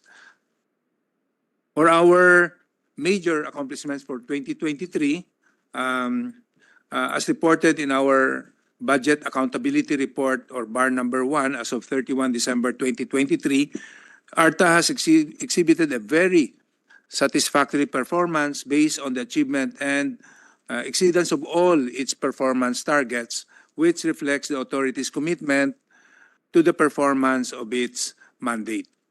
As of 2023, ARTA is proud to have a cumulative 98.75% closure rate for complaints. Of the 16,099 complaints received as of December 31, 2023, 15,898 of these were either resolved or referred to other government agencies. ARTA also had 4 convictions for violating the ease of doing business law. ARTA also serves... Of the 200 or so na natitira pang complaints, are there any of those na ifa-follow up ng mga colleagues ko at makapagbibigay po kayo ng status report sa mga yon? Yes, Madam Senator Will. Thank All you. right, salamat ED. Please proceed. ARTA also serves as the Vice Chair of the Ease of Doing Business Anti-Red Tape Advisory Council, chaired by the DTI Secretary. The Council serves as a venue for members from the public and private sectors to exchange work and ideas together in finding methods to improve the country's ease of doing business. The Council's interagency and public-private collaborations are crucial to improving the business climate in the Philippines, as the Council's proposal will help boost the country to become an investment destination of choice for businesses and investors. In ensuring compliance with government agencies, ARTA, also led by the Compliance Monitoring and Evaluation Office, regularly conducts on-site inspections. The agencies are evaluated with the respective handbooks, information billboards, and online copy of them. During on-site inspections, the evaluator checks for the completeness of their competence, specifically on the postings of the respective citizen charter for the benefit of the public. Building up from this success, the Report Card Survey 2.0 kicked off its first phase implementation in November 2023. The event or the activity discussed an overview of the implementation, 2022 milestones, and the inaugural timeline until March 2024. Following the first phase of its implementation, the Report Card Survey Award Ceremony will be conducted at the end of this month. covering 860 agencies nationwide. As to the electronic business one-stop shop, ARTA continues. Edie, if we could go back to the previous slide, Yes, ma'am. dun sa EOD, sorry, yung Citizens Charter. Yes. Are any of these yung natitirang mga 500 or so agencies or LGUs nasa mga rehiyon kung saan galing yung mga colleagues ko sa Senate na baka in turn naman pwede nating hingiin yung tulong nila na i-encourage yung hindi pa nag-submit ng Citizens Charter, mag-submit sa ARTA? Maybe you can let us know po leading to the plenary. Salamat, Edie. Sige, please proceed po. The second slide after this. ARTA accomplishments. Following the mandate under Republic Act 11032, ARTA embraces a crucial transformation in 2023, actively participating in whole-of-government reengineering. This initiative tackled bureaucratic hurdles heads-on, with agencies mandated to evaluate, improve, and even overhaul the processes to expedite service delivery and eliminate red tape. The whole-of-government reengineering fosters interagency collaboration, allowing harmonization of permitting and licensing requirements, ultimately easing the burden on citizens. In 2023, ARTA has built, fostered, and strengthened relationships with various embassies and members of the diplomatic corps, as well as chambers of commerce, both local and foreign. This led to agreements of mutual support between these countries and the Philippines, covering different priority sectors. For instance, with the New Zealand ambassador, His Excellency Peter Kell, the previous ambassador, we signed a memorandum of arrangement last March 6, 2023. With the European ambassador, we had a visit on June 1, 2023, and the rest. Edie, I noticed na represented naman yung Asia dito sa mga foreign ties na napalakas na ng ARTA. Pero wala pa yata from Africa and Latin America. Kasi itong tatlo, mga kasama natin sa, kumbaga, Global South, dati tinatawag Developing World. May mga binubuo rin ba with those two other continents or regions? Yes, Madam Senator, we are actually scheduling a courtesy visit or collaboration with the South African countries as well as with the Middle East countries, Madam Senator. Very good to hear po. Yeah, speaking of the Middle East, I just came from a working visit sa Doha, sa Qatar, and mostly ang subject nung bisitang yon ay yung major overhaul nila sa labor laws nila to include migrant workers, so to include Filipino migrant workers, even our Filipino domestic workers. Sa Latin America po, meron din kayong sineschedule? Okay po. I encourage you to do that para mabuo na ng ARTA yung mundo. Salamat. Please proceed. ARTA has always put on value the feedback of stakeholders to continuously improve its the way it delivers its services. In conducting activities aimed at increasing the engagement of its clients, ARTA bank on the principles of its CSM tool to accurately measure the pulse of its stakeholders. ARTA exceeded the annual target of 85%, accomplishing 91.11% in stakeholder engagement rating for 2023. In terms of the agency's financial performance for the last fiscal year, the budget utilization rate is at 83% and a disbursement rate of 85%, composed of both current and continuing appropriations. The agency's budget utilization rate can be attributed to the following circumstances, some of which are really beyond the authority's control, and partly due to continuous implementation of savings-generating mechanisms to ensure prudent fiscal management. So one, lack of eligible suppliers, bidders for procurement projects. Two, taking advantage of digitalized platforms. Three, lack of manpower. Four, unavailability of items in DBM procurement service. And five, delayed approval of the ISSP. And six, capitalizing on public-private partnership. Moving forward, the agency also institutionalized a budget utilization monitoring mechanism by adopting DBM Circular Number 2015-8, thus the issuance of Department Order 2024-066, or the creation and composition of the Anti-Red Tape Authority Full-Time Delivery Unit to closely monitor the status of implementation of plans, programs, and initiatives of the agency with respect to the financial and physical targets for fiscal year per the General Appropriations Act. ED, at this point, would the DBM resource person like to add anything to the ED's presentation at this point? Sino pong DBM dito? Mr. Lomora? Sir, meron po ba kayong gustong idagdag at this point sa presentation ng ED? Mr. Mora pala. Andito ba sila? Ms. Mora, sorry. Meron po ba kayong gustong idagdag? Hello po, ma'am. Yes, we would like po to confirm lang po the obligation BUR of ARTA for FY 2023, which is 86% po, ma'am. Okay. Salamat po, Ms. Mora. Okay. ED, please proceed. Fiscal year 2024 first semester accomplishments, ARTA remains steadfast in achieving its performance targets, ensuring continued success and positive impact in its operations and initiatives.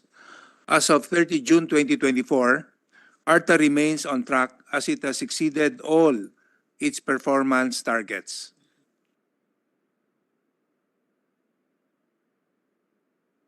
As of 2024, ARTA currently has a 98.27% cumulative closure rate for complaints.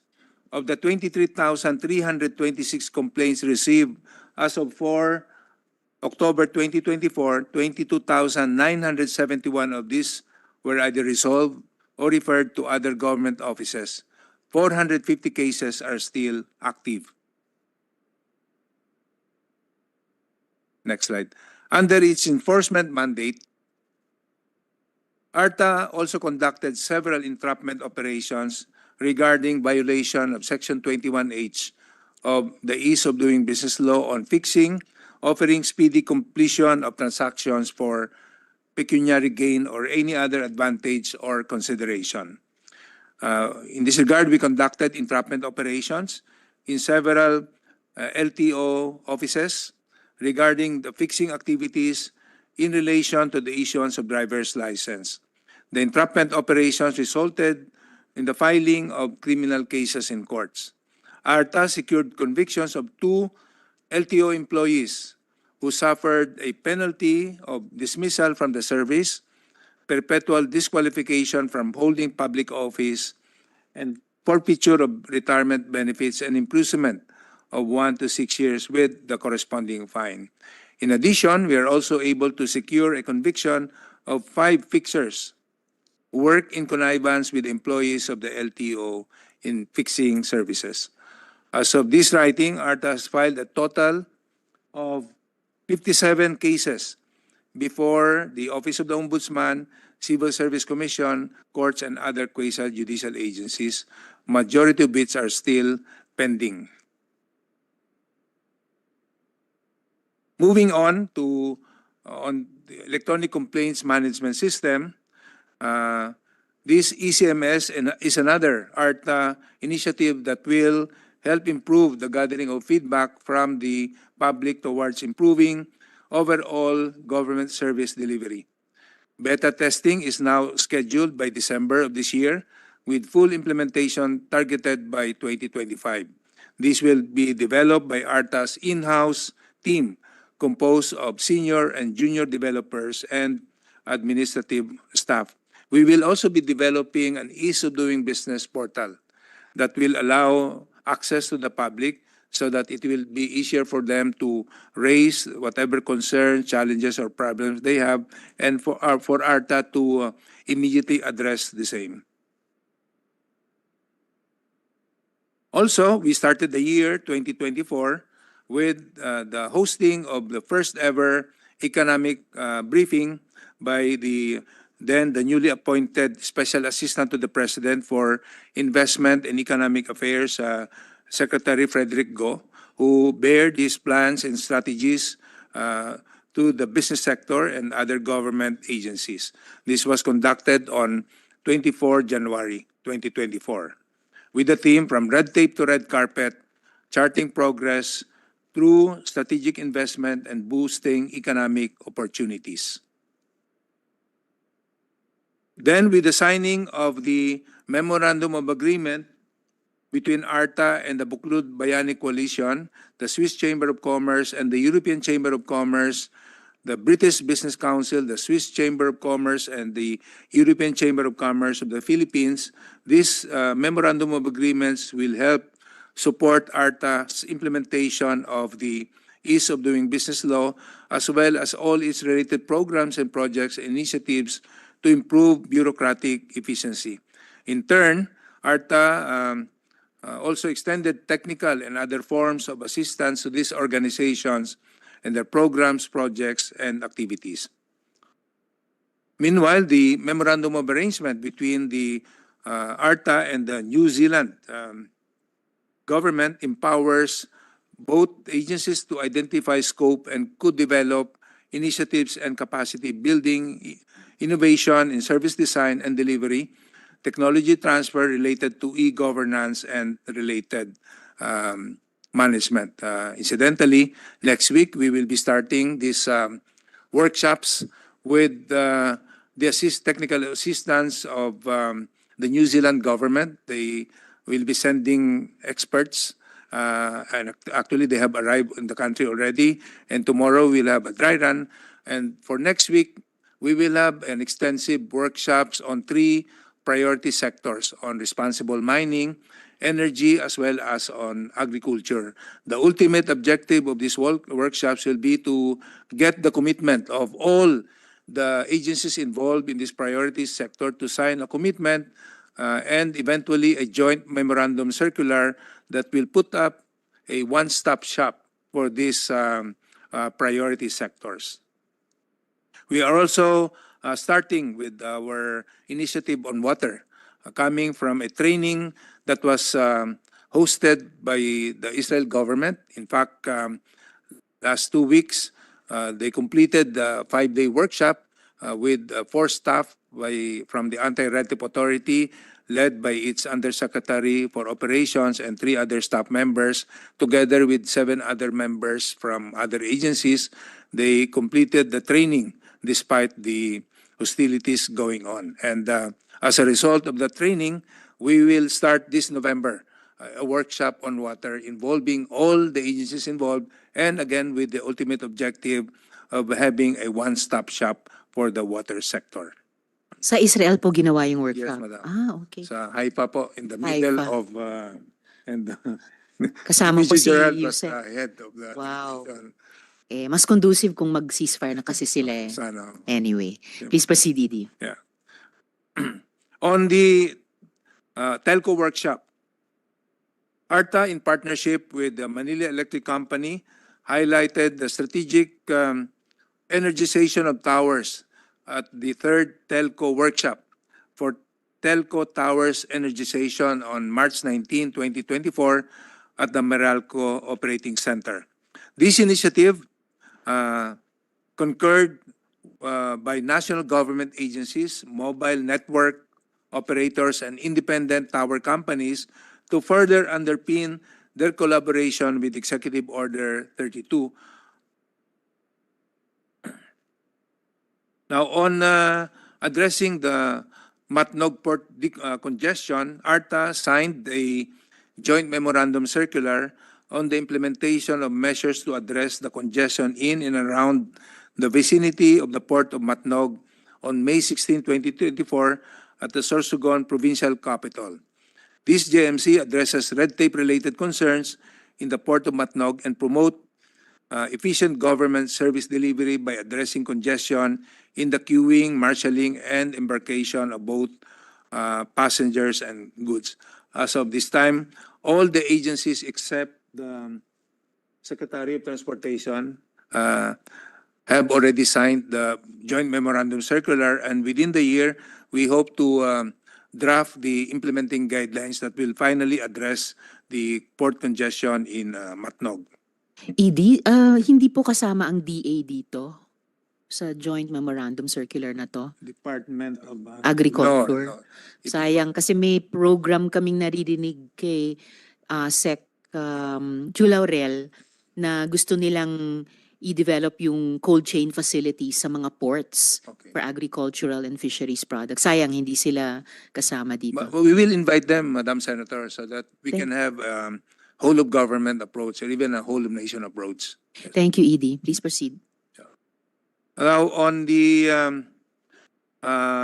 Pinas Bilis program of ARTA, ARTA held a Bagong Pilipinas Town Hall meeting at Lapu-Lapu City on June 21, 2024, where Lapu-Lapu received the first Pinas Bilis e-boss package from Aboitiz as a result of our memorandum of agreement with the Aboitiz Group. This Pinas Bilis project is a joint effort of ARTA, Aboitiz Equity Ventures, and Aboitiz Foundation, equipping local government units like Lapu-Lapu City with the tools and training needed to improve service delivery. As the first beneficiary, Lapu-Lapu City received 10 laptops and 10 printers and scanners to aid in streamlining and automating process.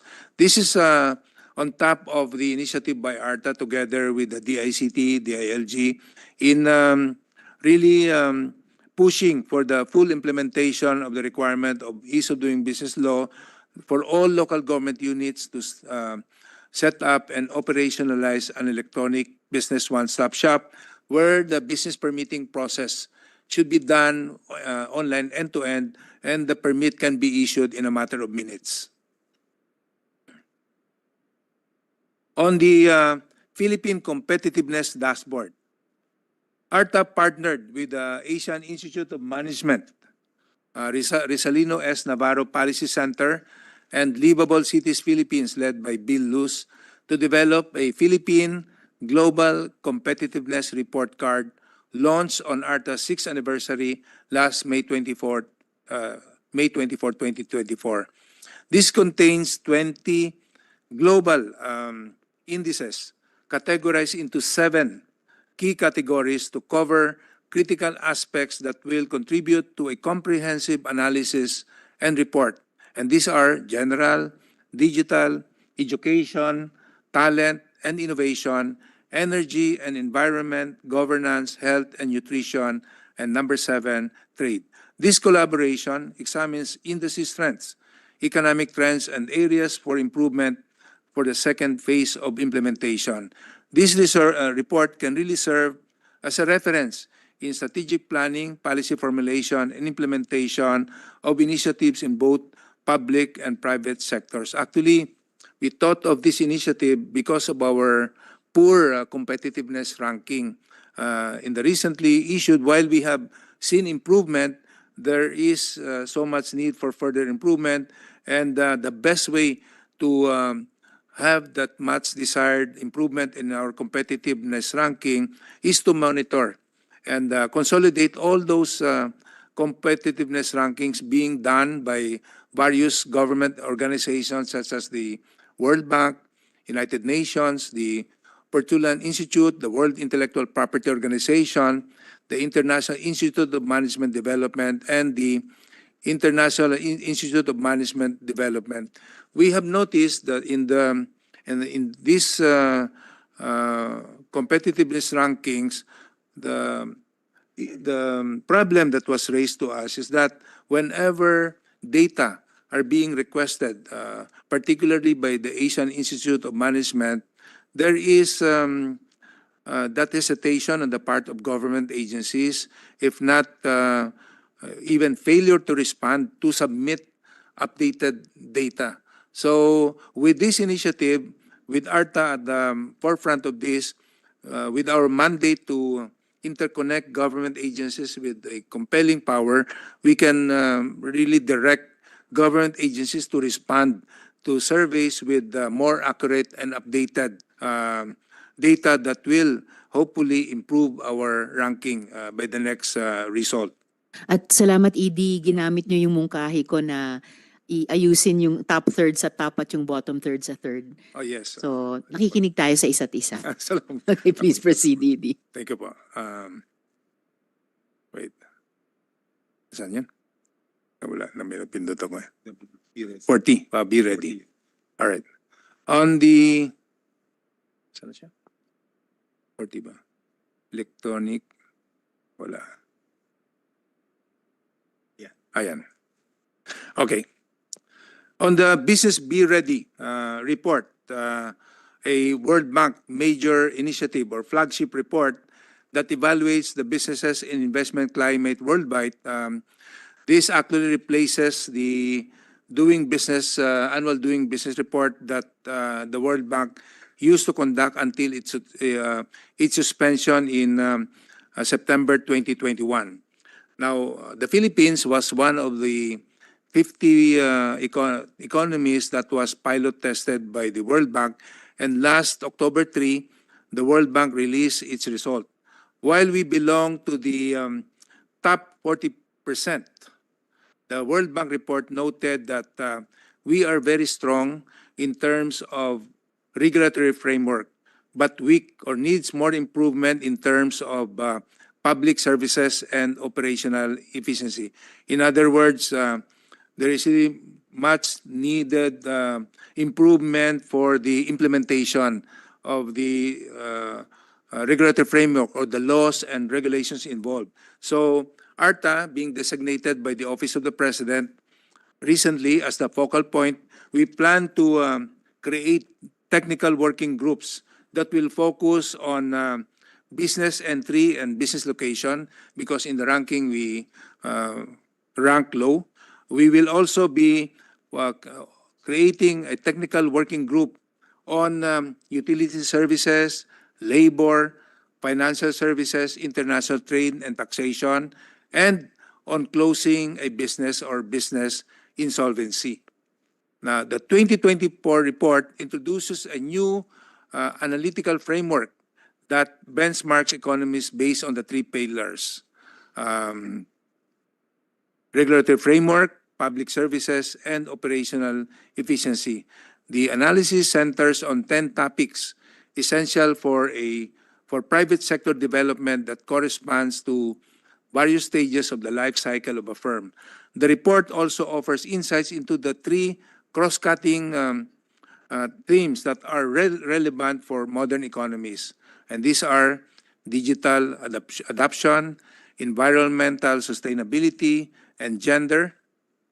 Be Ready draws on a robust data collection process that includes specially tailored expert questionnaires and firm-level surveys. The 2024 report, which covers 50 economies, serves as the first in a series that will expand in geographical coverage and refine its methodology over time, supporting reform advocacy, policy guidance, and further analysis and research. And this is probably where ARTA will need much additional budget support in order to improve our ranking from the top 40%, hopefully, to the top 20%. Saka ED, Yes. this is very interesting. First time ko yata narinig kasama sa 10 topic areas sa ganitong klasing report, isinama yung, you mentioned labor, environmental sustainability, gender. So kahit and syempre may built-in bias dahil it's a World Bank report, but still para sa akin significant binanggit yung tatlong topic areas na yon. Initially, ano yung appreciation ng ARTA about those 3 topic areas sa paghahanda niyong gamitin ng bansa natin ang report na to? We welcome this development, and in fact, Madam Senator, we will be creating technical working groups composed of all the agencies involved in this particular sector on labor and gender, Madam Senator. At saka yung envy sustainability. Yes, ma'am. Okay, maraming salamat po. Please proceed. Thank you. Now, continuing, of course, we welcome the being ranked in the top 40% of the 50 economies. Just to proceed, no, the World Bank identifies a country in the second quintile, meaning that a group of economies that exhibit strong performance but also show potential for environment. This ranking underscores the country's progress in fostering a more conducive business environment, with the Philippines securing 16th place in the regulatory framework pillar, reflecting the administration's success in establishing a clear and effective rules and regulations that support business operations from startup to closure.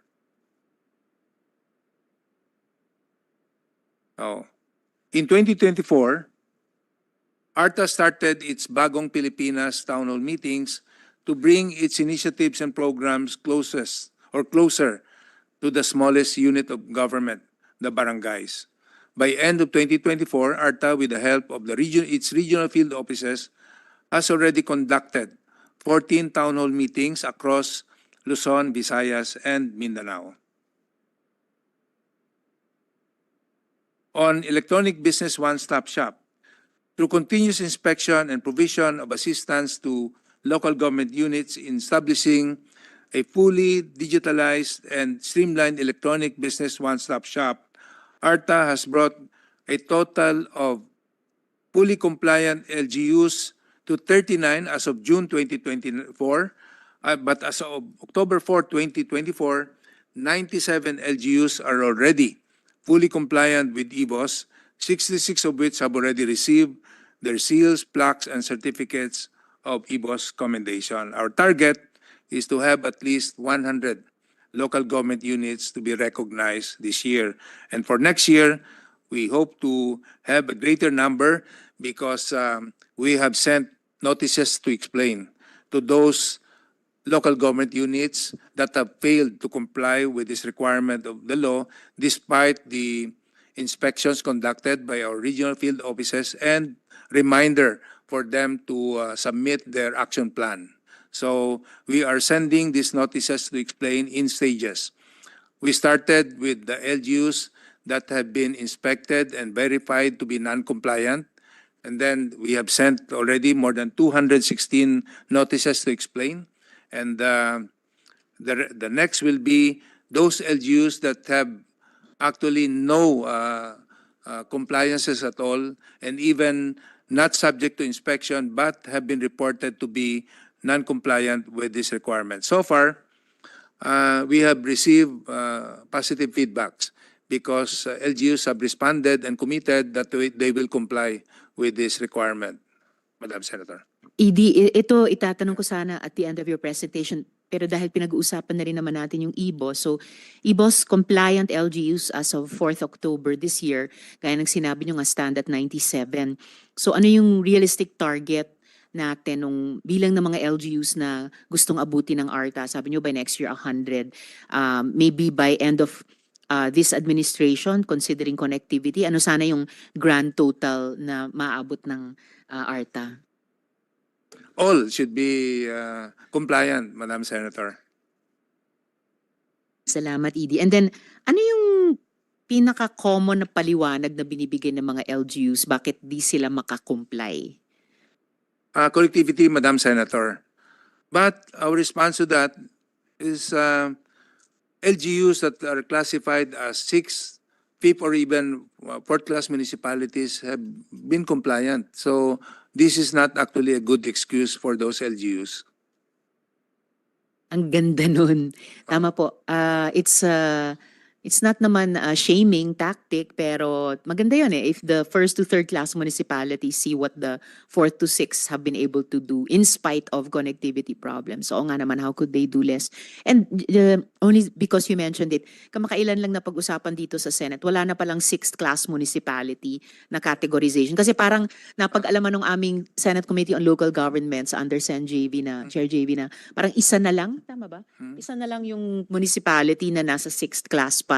So ginawa na lang lahat ng pinaka nasa lower level of evolution as 5th class municipality. So ano lang, hindi naman trivia, but ma-share lang mula sa aming plenary deliberations. Please proceed, ED. Thank you, Madam Senator. Now, on ARTA's regional field offices. The first photo shows the Department of the Interior and Local Government Cordillera Region in partnership with the Department of Information and Communications Technology and ARTA and the Bureau of Local Government Development organized the island-wide Electronic Local Government Unit Caravan for the Luzon Cluster on June 5, 2024 at the Baguio Convention Center. The second photo shows ARTA's Central Luzon Regional Office hosted the first ever Barangay Ease of Doing Business Orientation and Town Hall Meeting in the Luzon region on 18 March 2024. The event was attended by 35 barangay chairpersons from the city of San Fernando in Pampanga, symbolizing a collective commitment to advancing business-friendly practices at the grassroots level. Trivia lang, Madam Senator, the city of San Fernando, yung mga mayor, barangays do not belong to the same political party.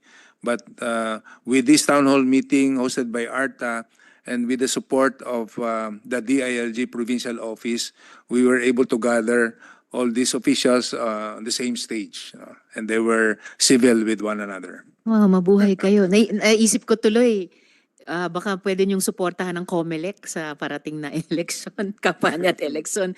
And also naalala ko rin, sa balita sinabi ni Chief Minister Iqbal sa BARM na meron siyang very strong assertion na we will not use our arms to terrorize the voter. So ang ganda, mukhang natatanim na sa isip ng iba't ibang mga grupo, pati yung regional government na yon, ano yung mga pacts for peaceful elections na pwede nilang buuin. Naalala ko lang dahil sa importanteng trivia na nabanggit. In fact, Madam Senator, about 2 months, we signed a memorandum of agreement with the BARM, Ministry of Interior and Local Government, because they have sought our assistance for us to conduct also trainings on regulatory impact assessment, as well as to share with them some of our programs and initiatives on improving the ease of doing business in the respective areas. On October 21, we will be signing another memorandum of agreement, this time with their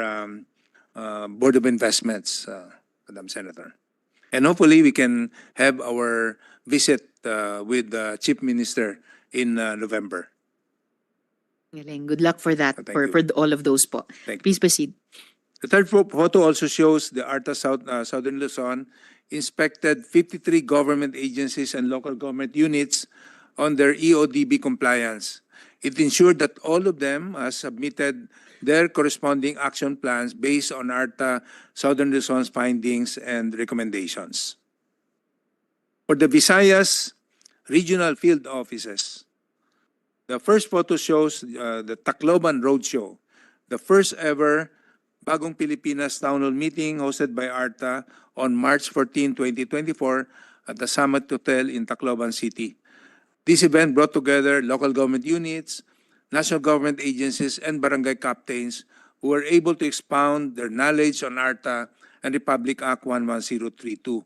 The second photo also shows the local government of Himamaylan City was commended on 25 June 2024 for being the first local government unit in Western Visayas to achieve full compliance with the Electronic Business One-Stop Shop. The IBO's commendation for Pabia Iloilo followed the day after, or on June 26.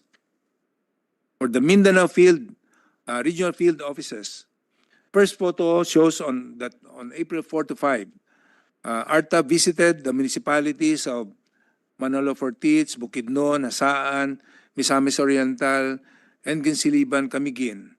On May 21 to 22, I also visited Malaybalay City, Bukidnon, Tagaluan, Misamis Oriental, and El Salvador City, Misamis Oriental.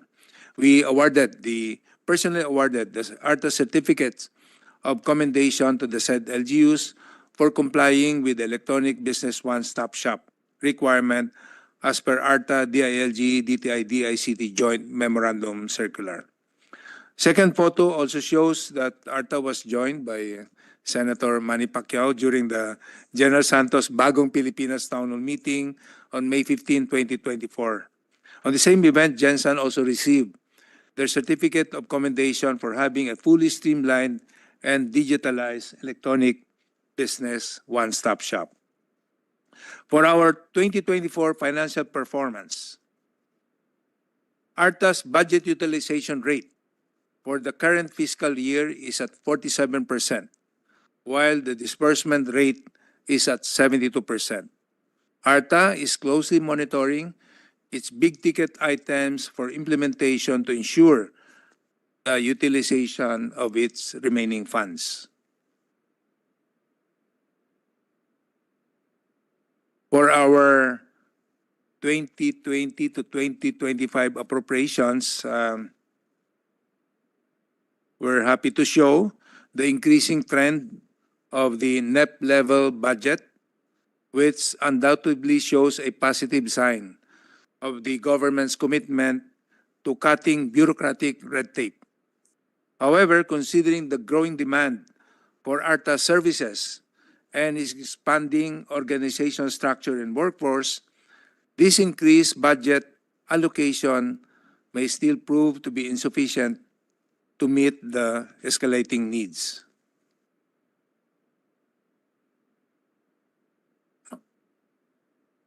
Shown in the slide, in the proposed fiscal year 2025 targets for tiers 1 and 2 as derived from the agency performance measures submitted to DBM. Okay. Number of agencies compliant to the Citizens Charter for Tier 1, 11,176. ED, Yes. particular sa mga LGUs na wala pang Citizens Charter, ano po yung plano para mag-comply sila?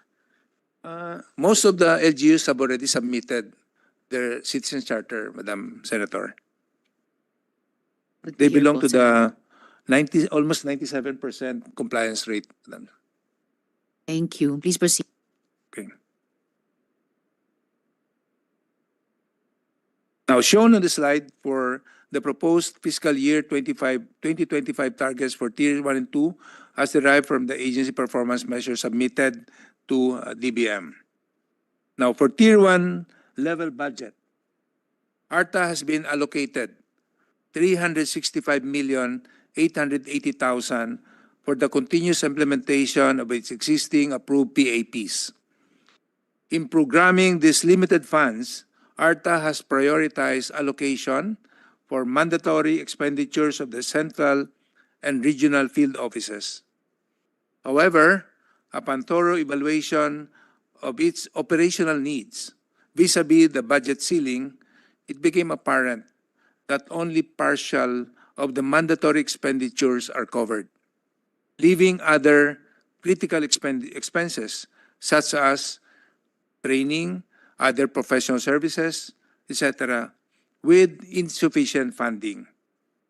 These critical items are then apportioned under the Tier 2 agency request.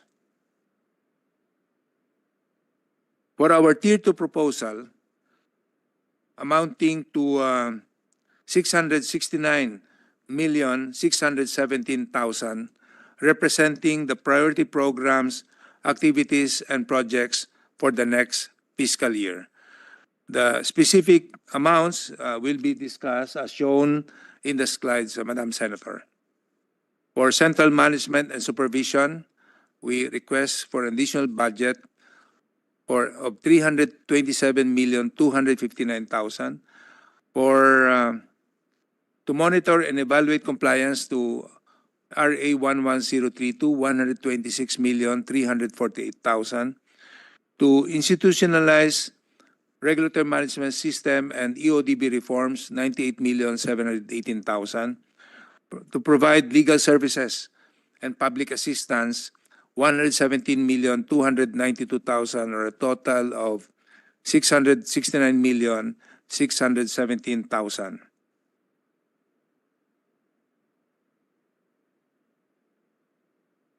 In total, the proposed 2025 budget, ARTA is asking for 1,035,497,000, of which 38% is for personal services, 45% for MOE, and 17% for capital outlay.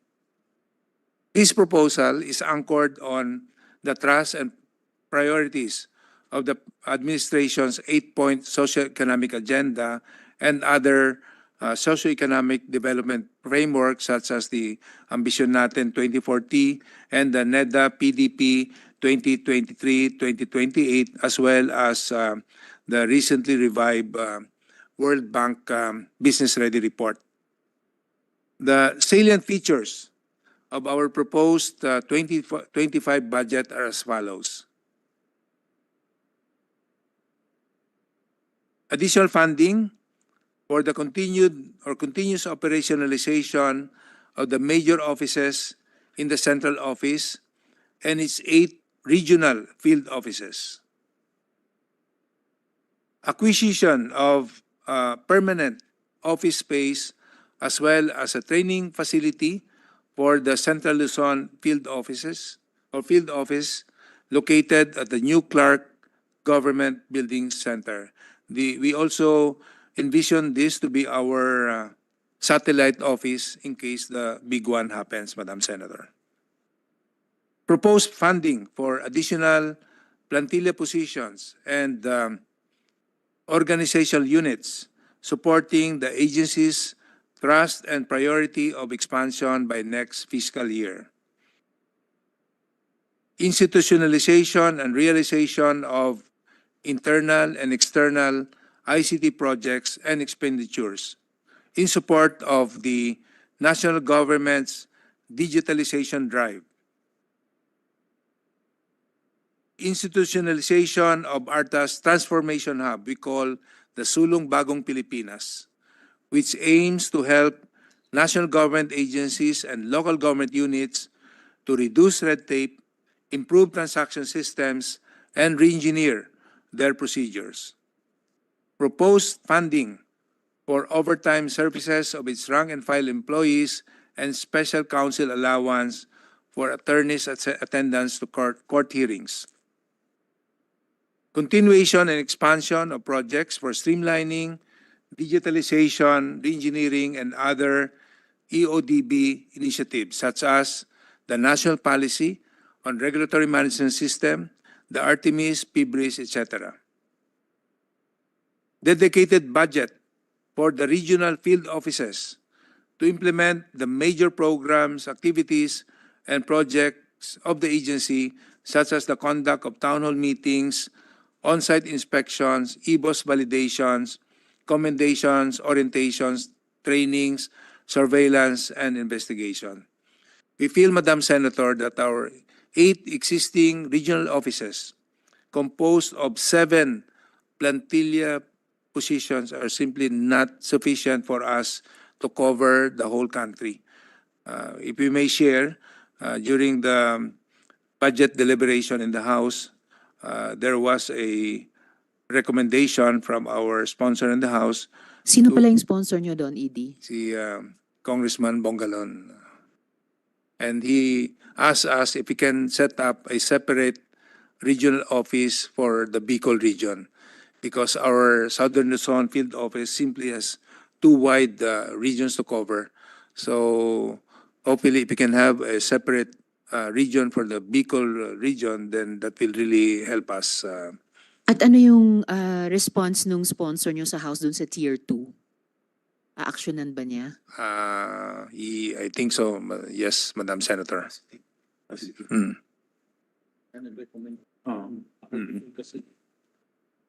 Very supportive naman sa ilalabyo pa nila yan sa House.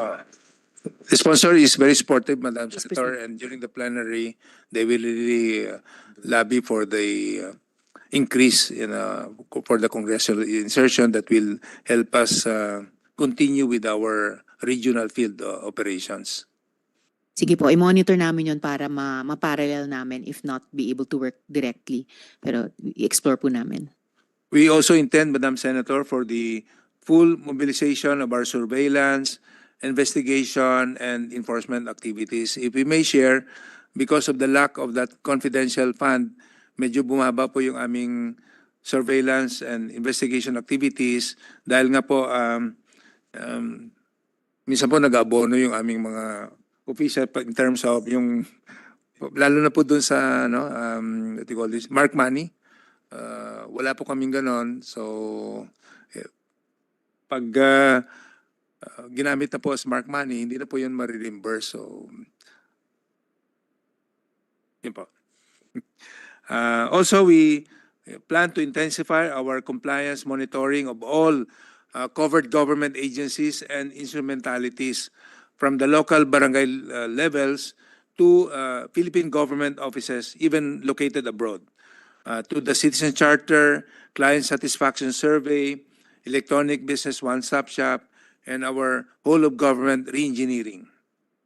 Streamlining and digitalization of the complaints handling and resolution mechanism through the electronic complaints management system. In fact, we plan to launch it by the end of the month, and by December, we shall have our beta testing, and by first semester of next year, this will be fully operationalized already, Madam Senator. For our 2025 National Expenditure Program, the agency's total budget of 383,632,000 is distributed as follows. Pero ED, before you continue, yung ka-enumerate nyo na mga detalye dun sa Tier 2 items, I don't think I have it in hard copy. So pahingi na lang po para magabayan din kami how to respond to that dito sa Senate version and monitor it in the House version. Salamat po. We submitted it yesterday, Madam Senator. Okay po. Salamat. So please proceed dun sa NEP. Okay.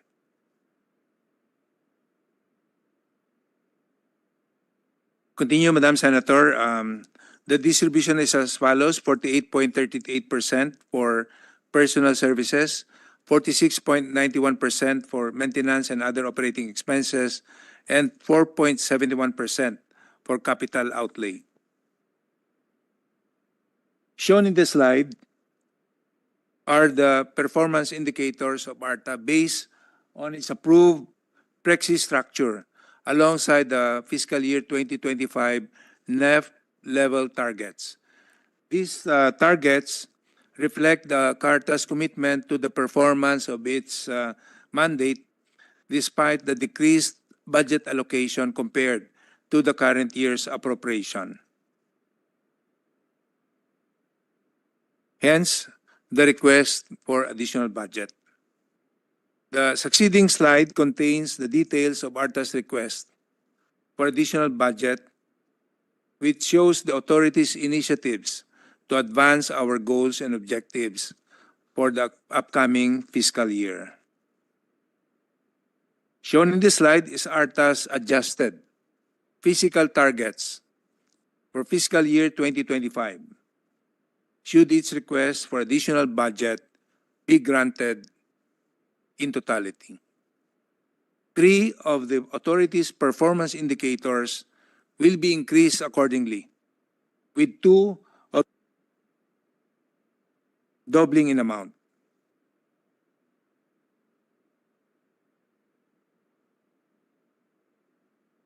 For the support for the operationalization of offices, divisions, and units within the general administration and support, 60,518,000.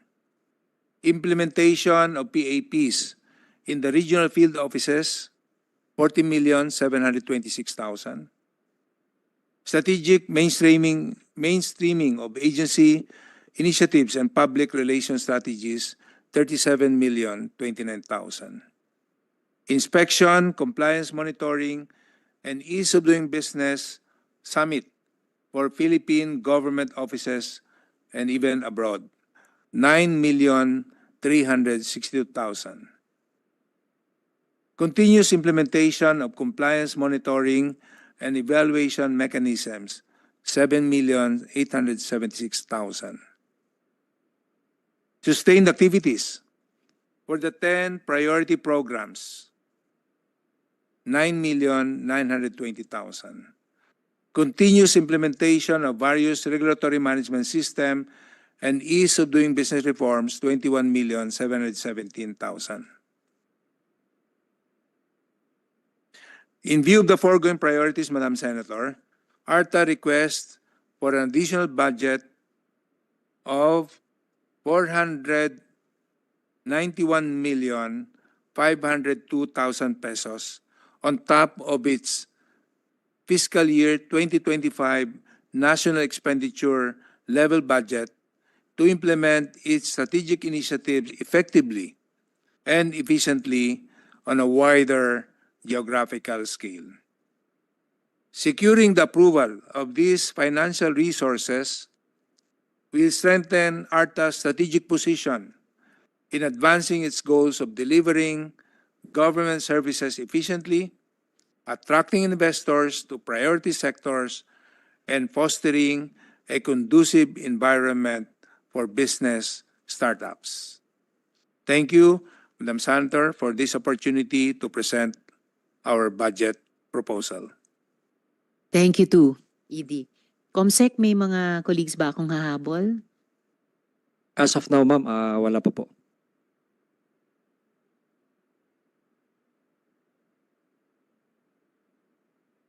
That being the case and without prejudice na makapagtanong yung mga colleagues ko sa plenary, the budget of the Anti-Red Tape Authority is deemed submitted. This hearing is suspended. Mabuhay po. Thank you very much.